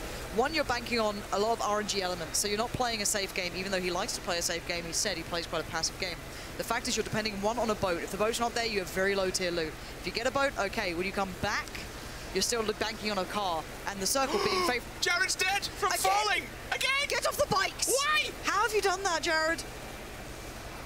What? How and why have you done this to us? What is this madness? Please, can we all press F in chat to remember the man before he fell? And what a horrific beginning, as we've got a nice little beep, beep, jeep, jeep play. Dude, Mr. Dacia. That's not Mr. It's Dacia. you as, I know, but it's the meme. I only talking memes. I have nothing else. My wife's actually started, literally like, she'll talk to me and I'll send her a text and it's like, you physically communicate. Oh, milli-circle. And Cat, look at Cat's position. He went, so there was a lot of opportunity to go to the military island, right? They could have headed south. They could have gone for it, boats, cars, whatever. He went there and he's won it out so far. This is sick. I love this. The bridges are gonna be absolutely sick. Yes. I want to see players on top of the bridge. I want players smeared everywhere. And the players in the north are gonna get screwed. And let's see where that crunch happens. It's right on Pachinki. It's right near farm. This game, this circle, I am very happy with. Well, Interrogate needs to be careful because there is one person moving into his compound just to his north, and he won't have a clue as well. This one player we did say, Cat, just chilling over here on Rust. Hopefully get geared up. Just chilling. You know, up here you can always find yourself a sniper. You can always get yourself an 8 times, but he's got to be quick because a lot of people... Oh no, Lex just killed Anger. He's just taking down his teammate. A knife in the back. See you later, Anger. Rip. The mythic boys are turning on each other already. There he is. Just bad man. Just running through his corpse like, lovely, lovely loot. I know you have no loot, so I'm just leaving it alone. But okay, so the thing we can talk about with Cat is he can loot here quite safely till about, I'd say, a minute from now, maybe 2 minutes, because people start moving on it. Oh, and there's his normal teammate, Psy Syndicate, taken out. So a player who did quite well, who could have done with maybe finishing within the top 20, has been taken out early. Down to 71 here. You're going to see players now start considering the circle and their route back into it. This is the era I was discussing, near farm, near that sort of play. This can become very busy. Schools kicking off. Moving already. But yeah, they're starting to look towards the bridge. I hope we keep tabs on the bridge. I love a good bridge play. Can't get enough of it, so we're going to see that now. Bigger question, in solos, is there any point in even camping on the opposing side to get the kills? In a team, if you're smart, yes. If you're smart, right? You don't want to take shots early because you don't want to be committing yourself to the bridge. But if you get over, let's say you take it from about a 100-meter to 50-meter shot when you're very close by and the looting's very quick and easy, then fine, go for it. I do not mind that at all. But I don't think people are going to go for it. It's very risky. It's open. Go on, do it. Stop that buggy now. There's a lot of viable options here, all the houses around the side. Yeah. I was going to say that Cat probably in a minute or two should head south, claim one of those houses. And Ollie, I'm wondering what guns he's got, because I only saw a pistol then. So again, he might be under-geared. He might have to take a risk and go for something on this point. He's crossing near the Novo Bridge. Not so populated just yet. There's got that nice town to work through. Nice, depends on which side of it you're on, I guess. But here's the crunch. You can see it happening here. Drop coming in towards the middle. A couple of players going towards that. A couple of players with eyes on it. And a little bit of play already happening over by the bridge. Yeah, it's already getting tanked Helmet up. as well gone. One player will come across. He's probably going to take pop shots as well. No, is he? No, so he's going to hold off, which is fine because that stops him, the player in front of him, knowing exactly where he is. So he's going to jump on this bike, hopefully not die, like we have seen in a previous session. Is that? Is Ollie looting? He should be. He's only got a pistol. There's been no point in doing. That's what I thought. He's got a pistol. There's no point in camping with a pistol unless you have. Ollie might land the shot nerves though. of steel. All right. So Spy's going to head off. Again, this road's still got a couple of huts on it. You can hear Ollie letting shots fly as well. He's had a little look. He's definitely spotted them out here, so he knows what's happening, but he's got such bad loot. Decent armor. He's still level 2'd up, level 1 backpack, but that's fine for him. He just needs a damn gun. Break. Managed to find Steve-O, so that's going to be happening in the background. Micro Uzi. Get meme, son. Oh, dear. You hate to see it. You just hear it in the noise like, yes, instant death is coming my way. Yeah. 100%. The big question is, has Hunk got a hold of the crate? Because he's right next to it, and he was all alone. I expected a bit more of a of a crunch coming on that crate because there were so many people surrounding that area, but it only looks like one person has it. So if we get Crunch's POV, we'll see. Oh, your favorite weapon. Look at that. I do like the MK14. And he's camping and he's the a box. bush Wookiee. He's camping the box. He's hoping someone else goes for it. Can you make a noise like a Wookiee? You can, you don't want to do it, you're nervous. Yeah, I can. I'm debating whether I should. Maybe not now. If you get to kill, you have to do it. You have to let the cry go free. It's not even a cry, it's more like a, I don't know. Oh, you attempted again, Some weren't you? animal being stood on. All right, we'll come back to that. But yeah, he's got the ghillie suit, which plays in pretty well, actually, at this point. You can't replay the rocks as diligently as you like. Bye. Actually, not a bad approach. You don't die doing it, so you get into the water, you can swim across the rest, you don't take that end fight. And also, how dare you do that to Mr. Dacia? We'll see a quick swimmer then. VSS, shotgun in hand, making his way over to the island on military, so he does have plenty of time. But when he lands on the shores, unfortunately, his is also going to be there. One car will be coming across on his bridge as well. A lot of players moving to this island very early. There's still a lot of room in the north here that they could play from. It will end up being on this side. It. He's going to put the car there. Oh, hearted, no. The awkward switch, though, from Solid FPS. He should get that kill. He has the better ground. He heard the steps. He got the angle. He's got the kill. Good work from the Cloud9 player there, who's currently, I think, well within that top 10 Solid FPS. He's one of the better players at that point. But he's still in towards the north, so he's in a decent spot from me, or at least in my eyes. I think he's pretty well set. He's on the plateau just above, well, I guess kind of near Pachinki side. As you can see him there is the plateau between Pachinki and, well, Shelter, I guess. But yeah, fight going down on the beach here. And, oh, he's got the car cover, but I'll tell you what, he's getting dinked up hardly. Panda's taking it to him. You can shoot below that, so you've got to be careful. He's going to try and get the headshot, but, oh, so he doesn't see below it. No, he forgot to reload. Panda is... Well, there's no other way than putting it. Kind of shitting the bed at this point, but he's going to put the nade out and hope for the best, but the nade's coming back in as well. You've got to move, Dingus can't. What? How has that not killed him? He's still standing. The nade didn't land. The bullet's under the...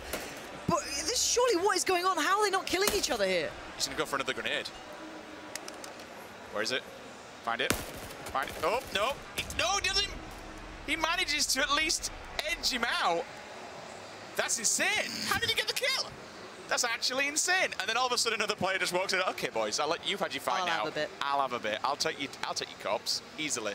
Bloody hell. He's just sat there this entire time. God, I hate that when someone just sits. I'll wait until this fight's over, and then more than. See, he baited him. If you watch here, so he baits him, backs off. Ugh. Oh, so someone else got him. Panda wiped both of them. Yeah, Panda killed Panda. Panda on Panda action, guys. He's sneaky Panda. Stealing Sneaky away. Panda. All right, let's have a little look who's left towards the north here. We've got Serenity up there, Flom's up there, Solid FPS. This is interesting. Battles on the south. Yeah, the battle always going down on those rocks is always awkward. Just you get the mountain goats just climbing around, you know what I mean? Drifter here, going to be looking for a fight. This is third person in his prime as well. He pretty got on full auto, waiting for someone to commit around the corner and you get the angle. There's no real reason to be pushing or any encouragement. The fact is you just want to get the kill. You want to have this. Because then they're still in the north, bearing in mind. Drifter's still up north on the other side of the island. He's not gone down to the Millie Island, so that's going to be in the back of his mind. He's got to swim soon. He's going to make the move, all of that jazz. And he's just going to wait it out, wait to hear some steps. Only level 1 as well. Helmet, that is. They're just trying to feel each other out, see who's going to make the first push.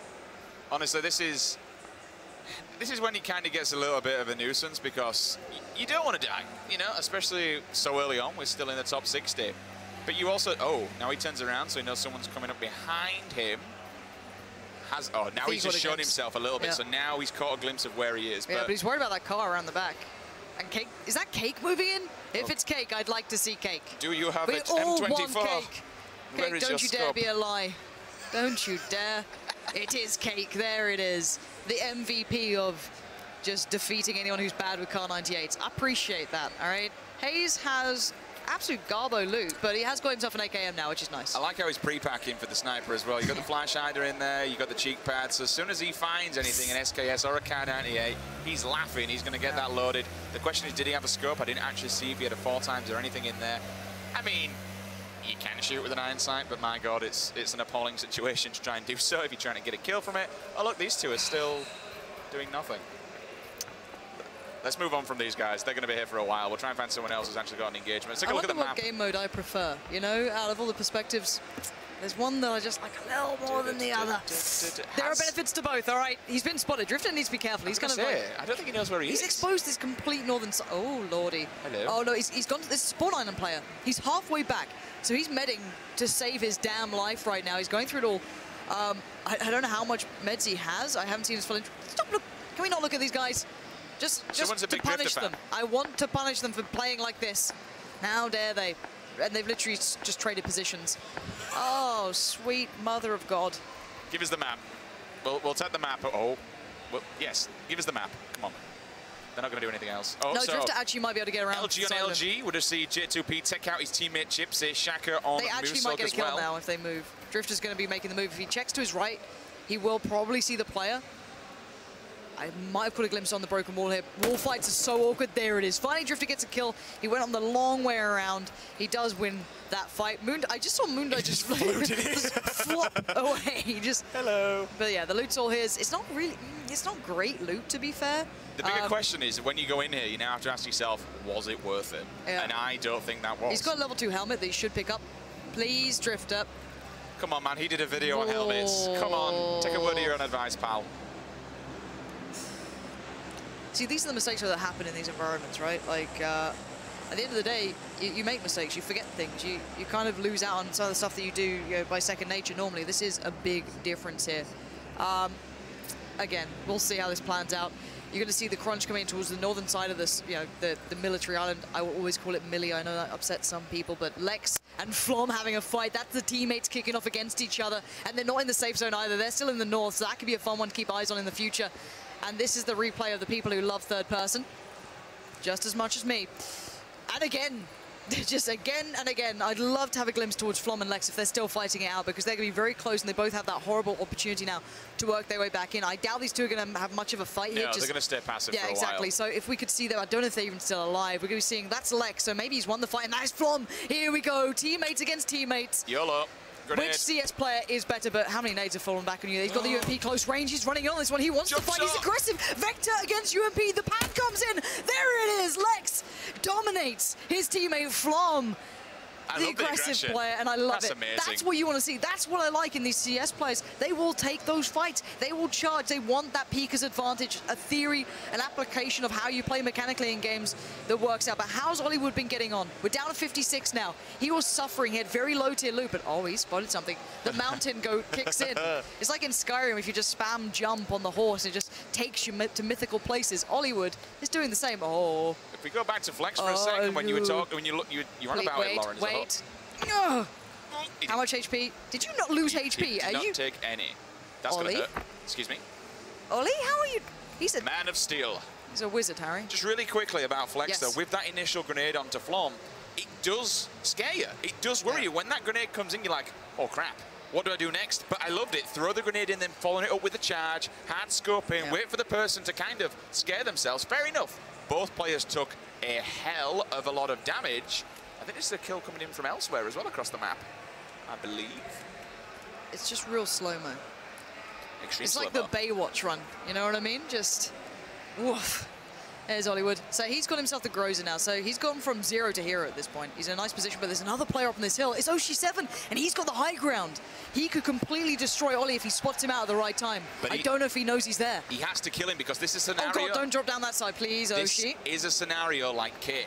Because of the gun that Ollie's got, if he turns around with that Groza... You don't win that fight at that range. You shouldn't do, but if he potatoes it, there's a chance. Nah, there's not a chance. having it. No, I'm not a believer. I didn't realise he was that far down. He's out Look of at it. Oshi's having to do the same thing here. Again, maybe not liking it, maybe not fancying the odds, maybe just feeling uncomfortable in how this is playing out, but he might spot Ollie. That's the thing. For a player who comes from Armor and DayZ, the mechanic of using the third-person camera to always look around, basically holding down like Alt and looking around you, that is something you need to be doing. So Break in the meantime is taking down Vicstar, but going back that you need to be hyper aware of this. You used to have the shortcut on like KP 3, 9, 7, and 1 to be able to do those looks to the specific positions. He should be doing that more. He should be looking over, especially at the drop. You should always be aware in this game. Like how many times you're just like, I wish I was a little bit more focused on that 1 second. Those are the moments you win and lose games. Cross level 3, level 2, level 2. Pretty tanked up. We got an M4 and we got an ump as well. Move across to Evermore. The Evermore, I want to say, very strange player, but you know what? It has been these different tactics have played out for him. This time round, he's staying alive. He's moving on into the circle now. It's time to get your foot on the ground, which is what he wants to do. But using this boat, he's going to get it at the back and then work his way in. Scoom does have to get tanked up. He's going to throw some Red Bull down his neck and try and stay alive. Molman's out, unfortunately, in the ocean, in no man's land, so you got to hope to high hell that he does have a lot of meds to get him through, to get him stimmed up. Scoom on the outskirts can make his way in, but unfortunately there are a lot of people between him and that circle, so he needs to be careful, but he does have a silence. He doesn't, excuse me, this is going to be Brick. Silenced SKS. Look. Silenced Doozy as well. And he's in the blue. We know he loves this play. He enjoys it, doesn't and he? And hopefully, you know, Vicstar doesn't just write a nice little diss track on him after he got that kill. It's all good, though. He's going to be working his way in eventually. Again, I'm not too worried about Break. He's got good management, but the problem is there's a lot of players in that area still who could just ruin his plan, right? We still have the fight going down the bridge here. Serenity and Killer Kapowski are going to have a little battle if they do commit to that sort of peak. But you're seeing everything now. And Evermore as well, as much as, you know, people will be like, oh, you know, everyone's going to be doing this. Like, let's be honest, how many of you saw Summit doing this at the very start of the game? And this is actually one of my favorite positions that Serenity's in that's not often used at the bridge, because you get 360 cover, right? I don't like her being this committed to the rock, because you can't fall back without jumping. But there's this little plateau behind it that you get lovely cover on all sides. So she can kind of stay in this spot until forced to move, but she's committing to this side of the island, which could be an issue. Yes, took the words out of my mouth. My only problem with it is when that circle comes in, if it goes at the complete opposite side of Millie, she has to pedal it. She has to get through the water. She has to swim quite literally for her life, because that will do this far on in the game. These circles, they hit like a tank, and it's going to do so much damage. Moving across now to, who's this going to be? Moondie, still outside, but not far off the circle. He's moved his way over to Millie. We've got an M16, we've got a shotgun in hand. JP2, after taking down his teammate, now finally makes his way down. He does have a car. Pray to God that doesn't run out of petrol, because he still has a lot of ground to cover. And you can see, if you look at all the players by the bridge, they're all just slowly kind of moving slightly further south. And there's the Wookiee himself with the MK14. Just quick note, Break still hasn't moved, by the way. Yeah, he's still healing. He's got a lot of healing to do. And is this Oshi 7? Yeah. Oh, Lord above. Is this the fight with Ollie they were waiting on? I'm kind of curious if it is. No, that's a different player, but he's got high ground. But the problem is that it's very hard to traverse this area. Words are quite tricky. And a Car 98 is always dangerous because you're just peeking with your head. You're allowing those shots to happen. No! You know better than that, Oshi 7. You just got punished. And a lovely shot. You had one chance to hit it, and he did. The Car 98 just absolutely rips his head off. Damn, son. That is disgusting. What a shot. Pings him right between the eyes. Oshi will fall up on the rocks.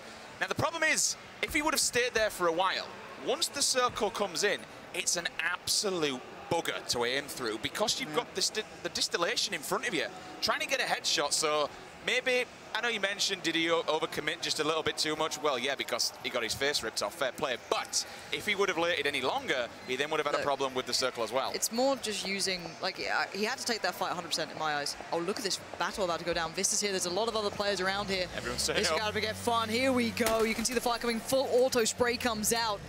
Maybe not the TSM member, you want to be seeing that. Tell a lie, you know he's pretty good. He's got the suppressor too, which is always nice. That might help him, because there's a lot of players in those buildings next. Another player's arrived. What is this party going on here? Everyone's going down and dirty in the ditch. So Valilo's going to heal himself up as well. He's got coverage behind the tree, but Ollie is behind him. If Ollie opts to get off of the buggy that he's in and look down the hill, he's going to be in all sorts of problems. 1, 2, 3, 4 players in this small pocket. There's another player turning up as well. Everyone's driving around on the buggies, and everyone's just getting stuck in, because this circle is starting to converge. 20 seconds, and that will be moving. He's still got eyes on the prize, though. This is not going to move, and he's also not going to poke as well, which is fair play. We just exactly saw what happens when you poke and unfortunately don't land the shot. So, as I said, going back to that point in a moment, once we... I don't think this is going to commit to this too much until he has to, or he sees an opportunity. Point being, you've got third person, use the camera angle for a reason. What are you up to? Questionable. Unless he belted his tyres out, but he's still just a YOLO it like that is... I have no cover. Allow me to present myself. Just, you know, that's Here is my body. a move. Take it. Use me for what you want. Smack, though, being, I guess, tempted to this. There's nowhere more open. He can do what one of the other players did previous, though. He can quite easily loot this. Well, I say easily. It's literally on a frigging runway. There's no cover whatsoever. But if he does loot it, he can fall back to the plane and then use it as bait. Bait that thing up, wait for somebody to walk over to it, bang, take him down. He's pre-smoking. I like this play. Get involved, get inside. He's bobbing, weaving left and right, just making sure that he zigzags all over. Let's see what he gets. Is it worth the time? Let's have a little look if we can. We can probably see him picking up guns. Grozer, I think I just saw coming in. Syringe as well. So the adrenaline syringe is nice. He doesn't have much range, though, so he might have to put the M16 to be the range gun. He might have just swapped over his crosshair, to be fair. I wasn't certain if he did put the scope over. What has he got? So 4 times. That's fine, yeah. So he's going to try and balance himself out, and that's a really nice idea from Smack, because this area does generally favor range. You don't get close quarters on this side. Again, though, Sequisha there taking the swim. The best mustache I've ever seen. It is pretty fabulous, I'm not going to lie. Well, I can imagine a lot of Dr. Disrespectful fans will disagree with that comment, but either way, mustaches on streamers are an amazing thing. Going to try and get himself across this water. One player falls right in front of him, in fact, and I believe there's another person waiting for him, so as soon as he gets on, in fact, he's right next to him. Problem is the double damage now coming through. Both these players are kind of in an awkward predicament. The double damage comes in and you can't heal. Not anymore. The update came through. You got to keep going, Squishy. You can't stop here. I don't know if Andy knows who's ahead of him either, so I'm not sure how this is going to unfold. You might be able to take one with you. You might just want to heal. Both players are now stuck in a horrible predicament. I don't think Andy knows, unless he's just... Andy doesn't. Squishy can just be the bringer of doom. He's going to probably die himself if he takes this fight. No. Andy has no idea. Oh no, maybe he's seen him. Get into the boat. Get into the boat and take the fight. Don't drive the boat. Go to the other seat and kill the man. He's done it. He can heal as well now. He dives back in the water like a madman, but he's got the swim on. And there it is. That is one way to not want to remember this game going down, as he just got completely ruined from the water. Amazing, amazing work. I mean, he played it very, very passive. I was quite worried. In fact, just so you know as well, on the top, we've got JP2 moving into Chappie. These two guys are still outside the zone. Will he get in, though, on that car? I'm just keeping focused on that. We'll see if one of them does drop. Chappie might need that car, too. That's probably why he wants to kill him.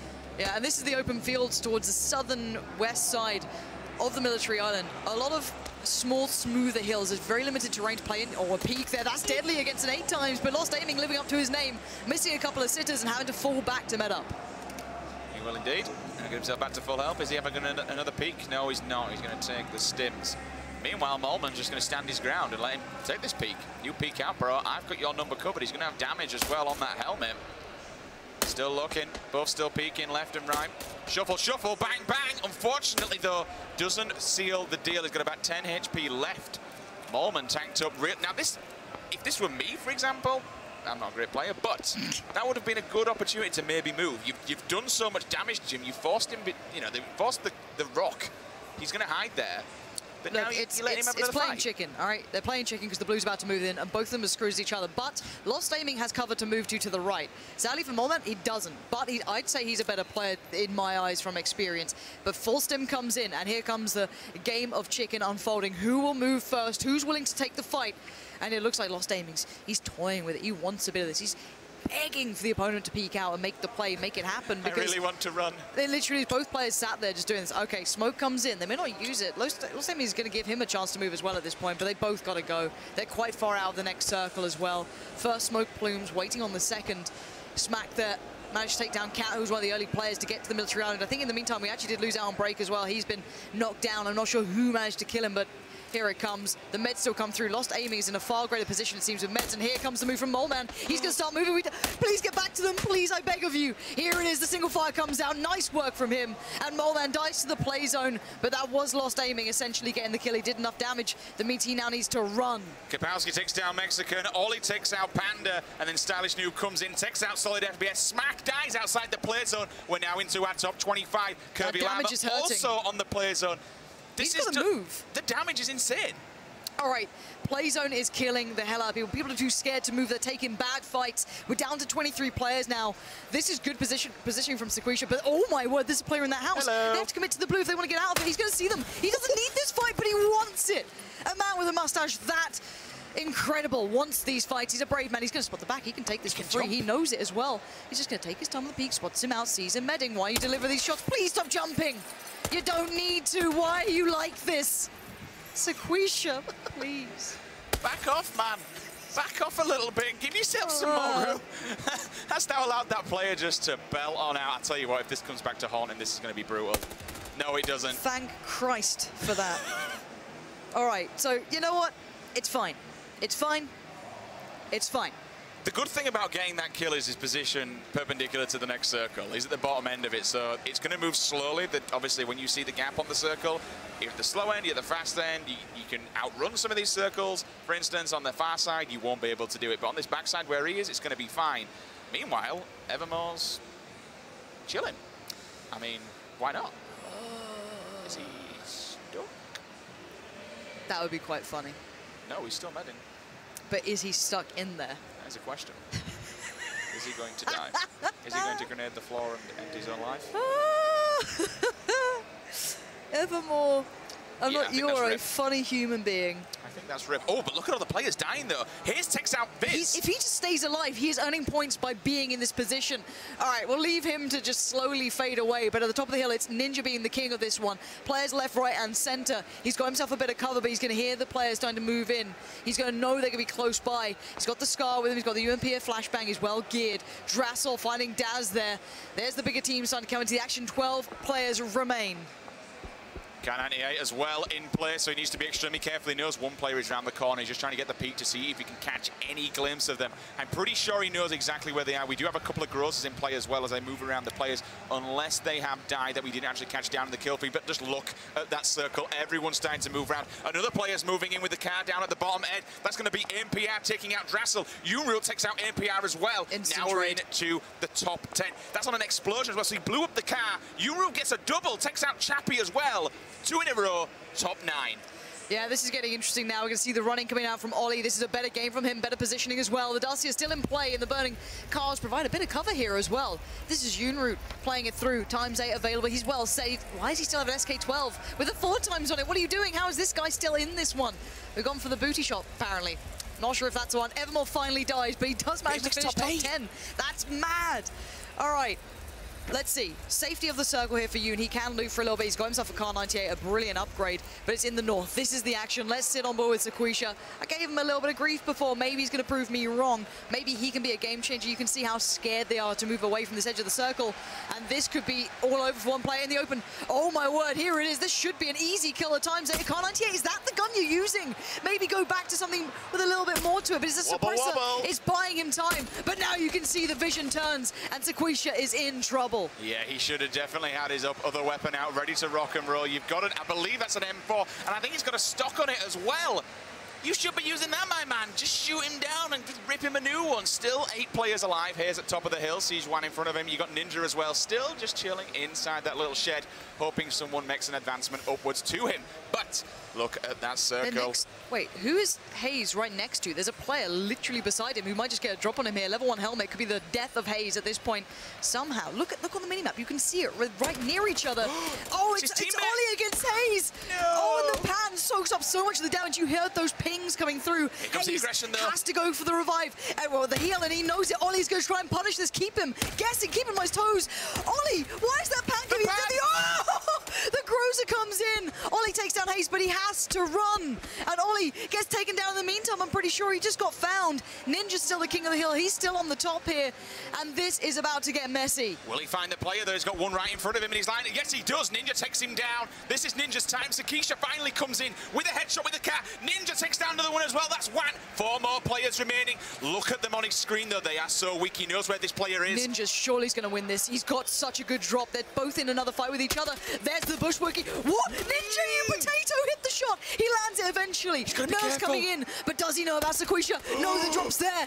Ninja now in trouble. He's in the fight. They just killed the guy in. Sequisha on the side. Nades galore. They're about to exchange on this one. One to the left, one to the right. Sequisha, don't you hold on to that too long. It forces Ninja out, but not too far. Not far enough, and Sequisha is going to make the move. HP is dwindling for Ninja. He knows it. He's playing the third person. Oh, Sequisha! What a play! He's got himself into the top 2 here. That is what you want to see. Aggression, smart play. And and using everything you have. But the bigger question is, will the other player that's heard all this going down understand that these players are now weak? There's only one left. It's a one-on-one scenario. We're looking through. I'm hearing the bullets. I'm hearing pings. He knows exactly where he is. Sakisha's, unfortunately, between a rock and a hard place, needs to get these Red Bulls off urgently, which is exactly what he's doing. Yuru knows exactly where this player is. He's tagged him up so much, and he does, of course, have the height advantage. 20 seconds. But he's still got this 8 times. He's still got this Kar 98. If he can find the target, he wins this game. The tree in front will allow him one step. If you shoot too soon, Sakisha's going to have a chance, but it's going to be limited. He needs to make his move right about now. 10 seconds remains. The 1v1 begins. Sakisha works his way up on the first. He seems hesitant on this area, which is not a bad idea. He's running around the circle. He's going to be the second to the fight here. He's got decent armor still on him. He's still okay on this. He's flanking him. He has no idea. He has no idea. Oh my God, Sakisha, this could be incredible. He's got the drop, but does he have the shot? The first tag comes in, the second, but no more. Sakisha on the reload, but the fight's going to happen. He has no cover here either. He has to land it. Sakisha! He lost out! He lost out! How? The whiff is real. Yuru comes in with the final kill, solidifies himself, and takes game number 3. Yuru just nailed him. This is insane. Ladies and gentlemen, let's take a moment to appreciate the absolute potato that came from Sakisha at the end of that game. He had it all. He had the drop on him. He had everything, and you just saw the panic. And to be fair to the guy, he did take down Ninja, who's always one of those higher rated games, and those players, excuse me, but still, Yuru played it well, even though he came back in after not having an advantage. Okay, let's watch this back. Okay, Sakisha has no idea really what's going on right now. This is the full fight. He only had the head. It was down to a low amount of HP, but still, you could have taken your time. He could have repositioned to 100% kill percentage. He took that shot and was like, oh God, now I'm in a fight, right? It's that panic, but Yuru kept his cool. He kept calm, he turned it, he even got the first hit, readjusted slightly, used the high ground, used the advantage, and nailed and delivered the shot. So credit where it's due, saying calm under pressure clearly works out. Oh my word. And I believe with those final scores, Evermore, by staying alive at the end, keeping himself healed down the hill to make it into the top 8, has won the game. He's won it by healing himself on the side of the rocks. Evermore is your grand champion of our first solos event here at the Player Unknown's Battlegrounds Gamescom Invitational. Congratulations to that man. That's insane. I don't know. I don't know what to say. All right. If he wouldn't have kept himself alive and just gave in, he would have lost it. That's very smart play, staying alive. So that man is going to walk away with $15,000. GG. Credit, at least in my eyes, is where it's due, is to Break and Hayes. They provided great deals of entertainment for me. Hollywood was consistently there. Certainly Sakisha had a great game in the last matchup. Obviously, a little awkward at the very end, but he certainly pulled his weight, getting some kills on the board. Ollie, a lot of kills, sadly for him. Not a lot of higher tier finishes. I think that's where it kind of let him down on that one. But for me, Break played the game that I like to see. So did Hayes. So did Scoom. So did Shaka. All these guys, there's certain players, the way they played stands out to me that I really enjoy. I think Evermore, you can't take it away from the guy. He got that first place. It doesn't matter how you do it. You may not like it. You may not appreciate it. But he made it happen. So at the end of the day, unorthodox or not, he is the one to walk away in that first spot for today. So 2 players from the same team. Evermore and Yuru for Entro will come out and take 2 victories out of 3. Now the bigger question is, what's more worrying? 1, does this set a bit of a tone moving into the squads? 2, you can't do it in squads. Players, the question is, are those 2 teammates when we look at duos? That's interesting. Look, I love a good quirky play. All right, yeah. I will give you that. Look, I don't like the people who call themselves bubbly or quirky. No one likes those people, but I'll give you in solos it can work. You cannot do the same with 4 players. There are similar cheesy ways to play it out, but you can't do the cheese to win. All right, I'll give him a lot of credit in the way he played, going to the the spawn island, coming back in. It's a very, very viable aspect of the game. For me, I don't like to see that in anything more. Like, what are you going to do? Put 4 players with that many meds into the cliffs like that and try and stay alive? It doesn't work. Not enough loot to go around. So again, won't apply into the higher tier games, at least in the squads when it goes up to that many players. But overall, I have to say today has been outstanding. It has. It's been chaos. It's been madness. It's been intense. There has been some questionable players, but there's also been some absolute phenomenal players. We think back to Cake with that M24. You get one shot, you give him a chance, the man nails it every single time. 3 bullets, 3 headshots in a row.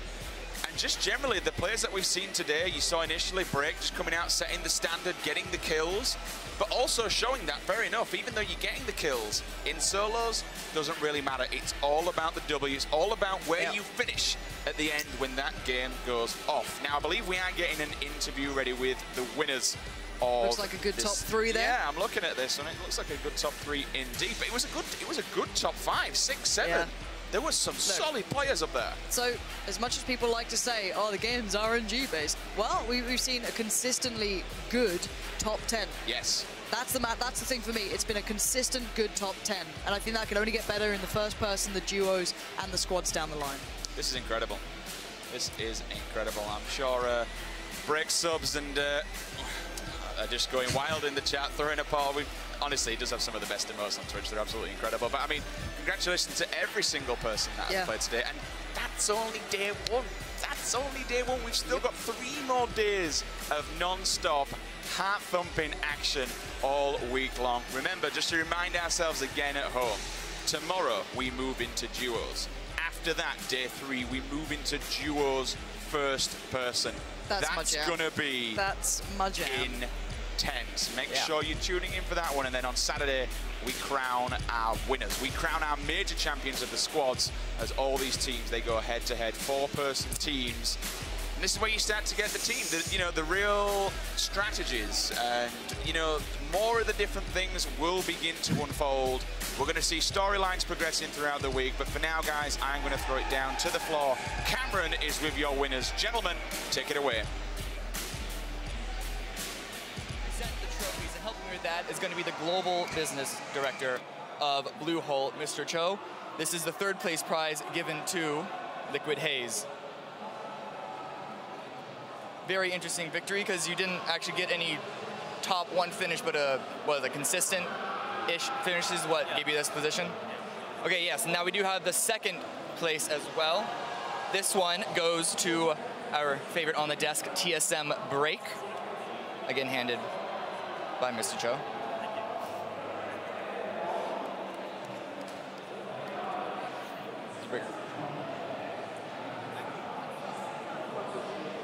And then, of course, our illustrious winner who gets the gold pan, it is gonna be Evermore.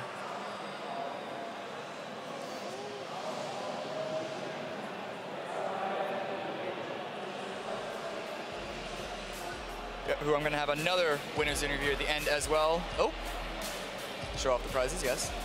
Very nice trophies. Big fan.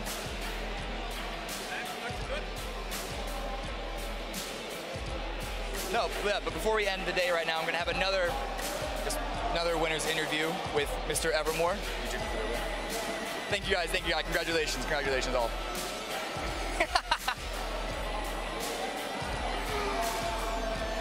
So, yeah. Once again, helping with translate, it's Groovy Queen. But Mr. Evermore, congratulations. How are you feeling right now? 되게 얼떨떨해요. It doesn't feel real. So, as we saw in the very first game, you went to the spawn island. The second game, not so much. But then on game 3, you went back there, even when we saw the circle go to the very southern point of the map. I was thinking surely he's not gonna live this out. But you ended up being able to take the boat all the way around to the left side of the military island. And even though you got stuck, survived long enough to gain enough points in the end to actually come out with first place. Did you, knowing that you got the first place finish on game number 2, how did that affect these decisions that you made in this game? 그렇게 해서 잘 된 거잖아요. 그래서 3번째 매치에는 왜 그런 의사결정을 내리셨어요? 아무래도 이게 등수 점수제다 보니까 최대한 버티는 식으로 했는데 그게 마지막 판에 잘 먹혔던 것 같아요. 네. So this tournament has a point-based system. So I was being strategic, trying to be really defensive as much as possible, and I think that worked again in the third match. Knowing that you were neck and neck with Break after the second game, did you notice when he died, and did that lift a lot of weight off your shoulder? 네, 안도의 한숨을 쉬었어요. Yes, I was actually quite relieved that he died. All right, so that is going to be finishing up here right now for today. For the very end, I'm going to toss it back to the desk with Pansy and Sims while they close us up for the evening.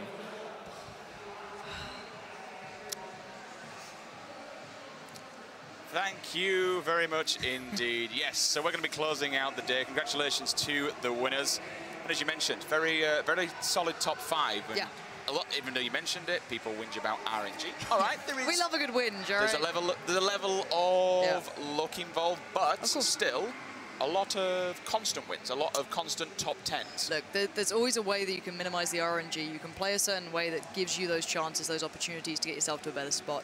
We saw it there with a lot of players. We saw it in various aspects. You put in a point system, someone's going to use it correctly, and they did. All right, so it is always, let's bear in mind, this is the first official tournament like this, right? So as much as people will be like, it's not ready, blah, blah, blah. You know what I mean? Like, it's very easy to get the Reddit karma right now. For me, it's a great time to see how it unfolds, see what works, see what, you know, what suits this game and this infrastructure. It's still early. For me, the one thing is, though, I look back to the first game we had, it was, Hayes up against Break. That 1v1 to me, that's what it's about. And I got to say, thoroughly enjoyed today. I think the players as well got a real taste of what this could be as well.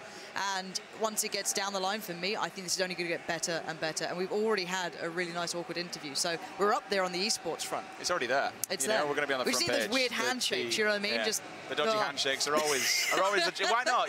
Everyone needs a dodgy handshake and one that's not really taken responsibly enough. But just to kind of touch on what you mentioned at the start, the one-on-one between Hayes and Break, it kind of just set the standard and also showed you what can happen when one person is playing the circle. They have control. They're waiting for their opponent to move to them. And then all of a sudden, circle goes, not for you. Not today, my friend. And all of a sudden, it just bounces onto the player. Then it goes into Break's corner, and he can say, okay, I'm waiting for you now. And this is something that players are going to have to learn, right? You've just got to think on your feet and deal with every single situation that's thrown at you. Look, that's the nature of PUBG, right? And I think this is only a taste of things to come. Today has been great. It's been a brilliant foray into what could be happening in PUBG. And of course, we'll be doing this again tomorrow. Same thing, almost. A couple of changes, of course. Duos now becoming a bit of a factor. So that's what's going to be on the horizon. It starts at the same time. So people, I guess, want to just catch a stream, hit the follow button down below, or just have a look on the social media channels, or just tune in at the right time. So again, if this is anything to go by, I'm pretty sure the rest of this week is going to be pretty darn good. Yeah, it's going to be insane. Thank you so much, guys, obviously bearing with us. This is an enormous setup and an incredible production. All the team in the back are working their damn well hardest. Obviously, we have to get the service set up. We have to do well the observing and stuff. We'll get back on the feedback tonight. We'll take a look at everything. Any feedback from me and Pansy, anything like that, throw it our way. We want to hear your feedback. We want to give you the best show possible. This week is going to be amazing. Tomorrow, as she said, we're going to duos. Do not miss it. We'll see you all then. Take care.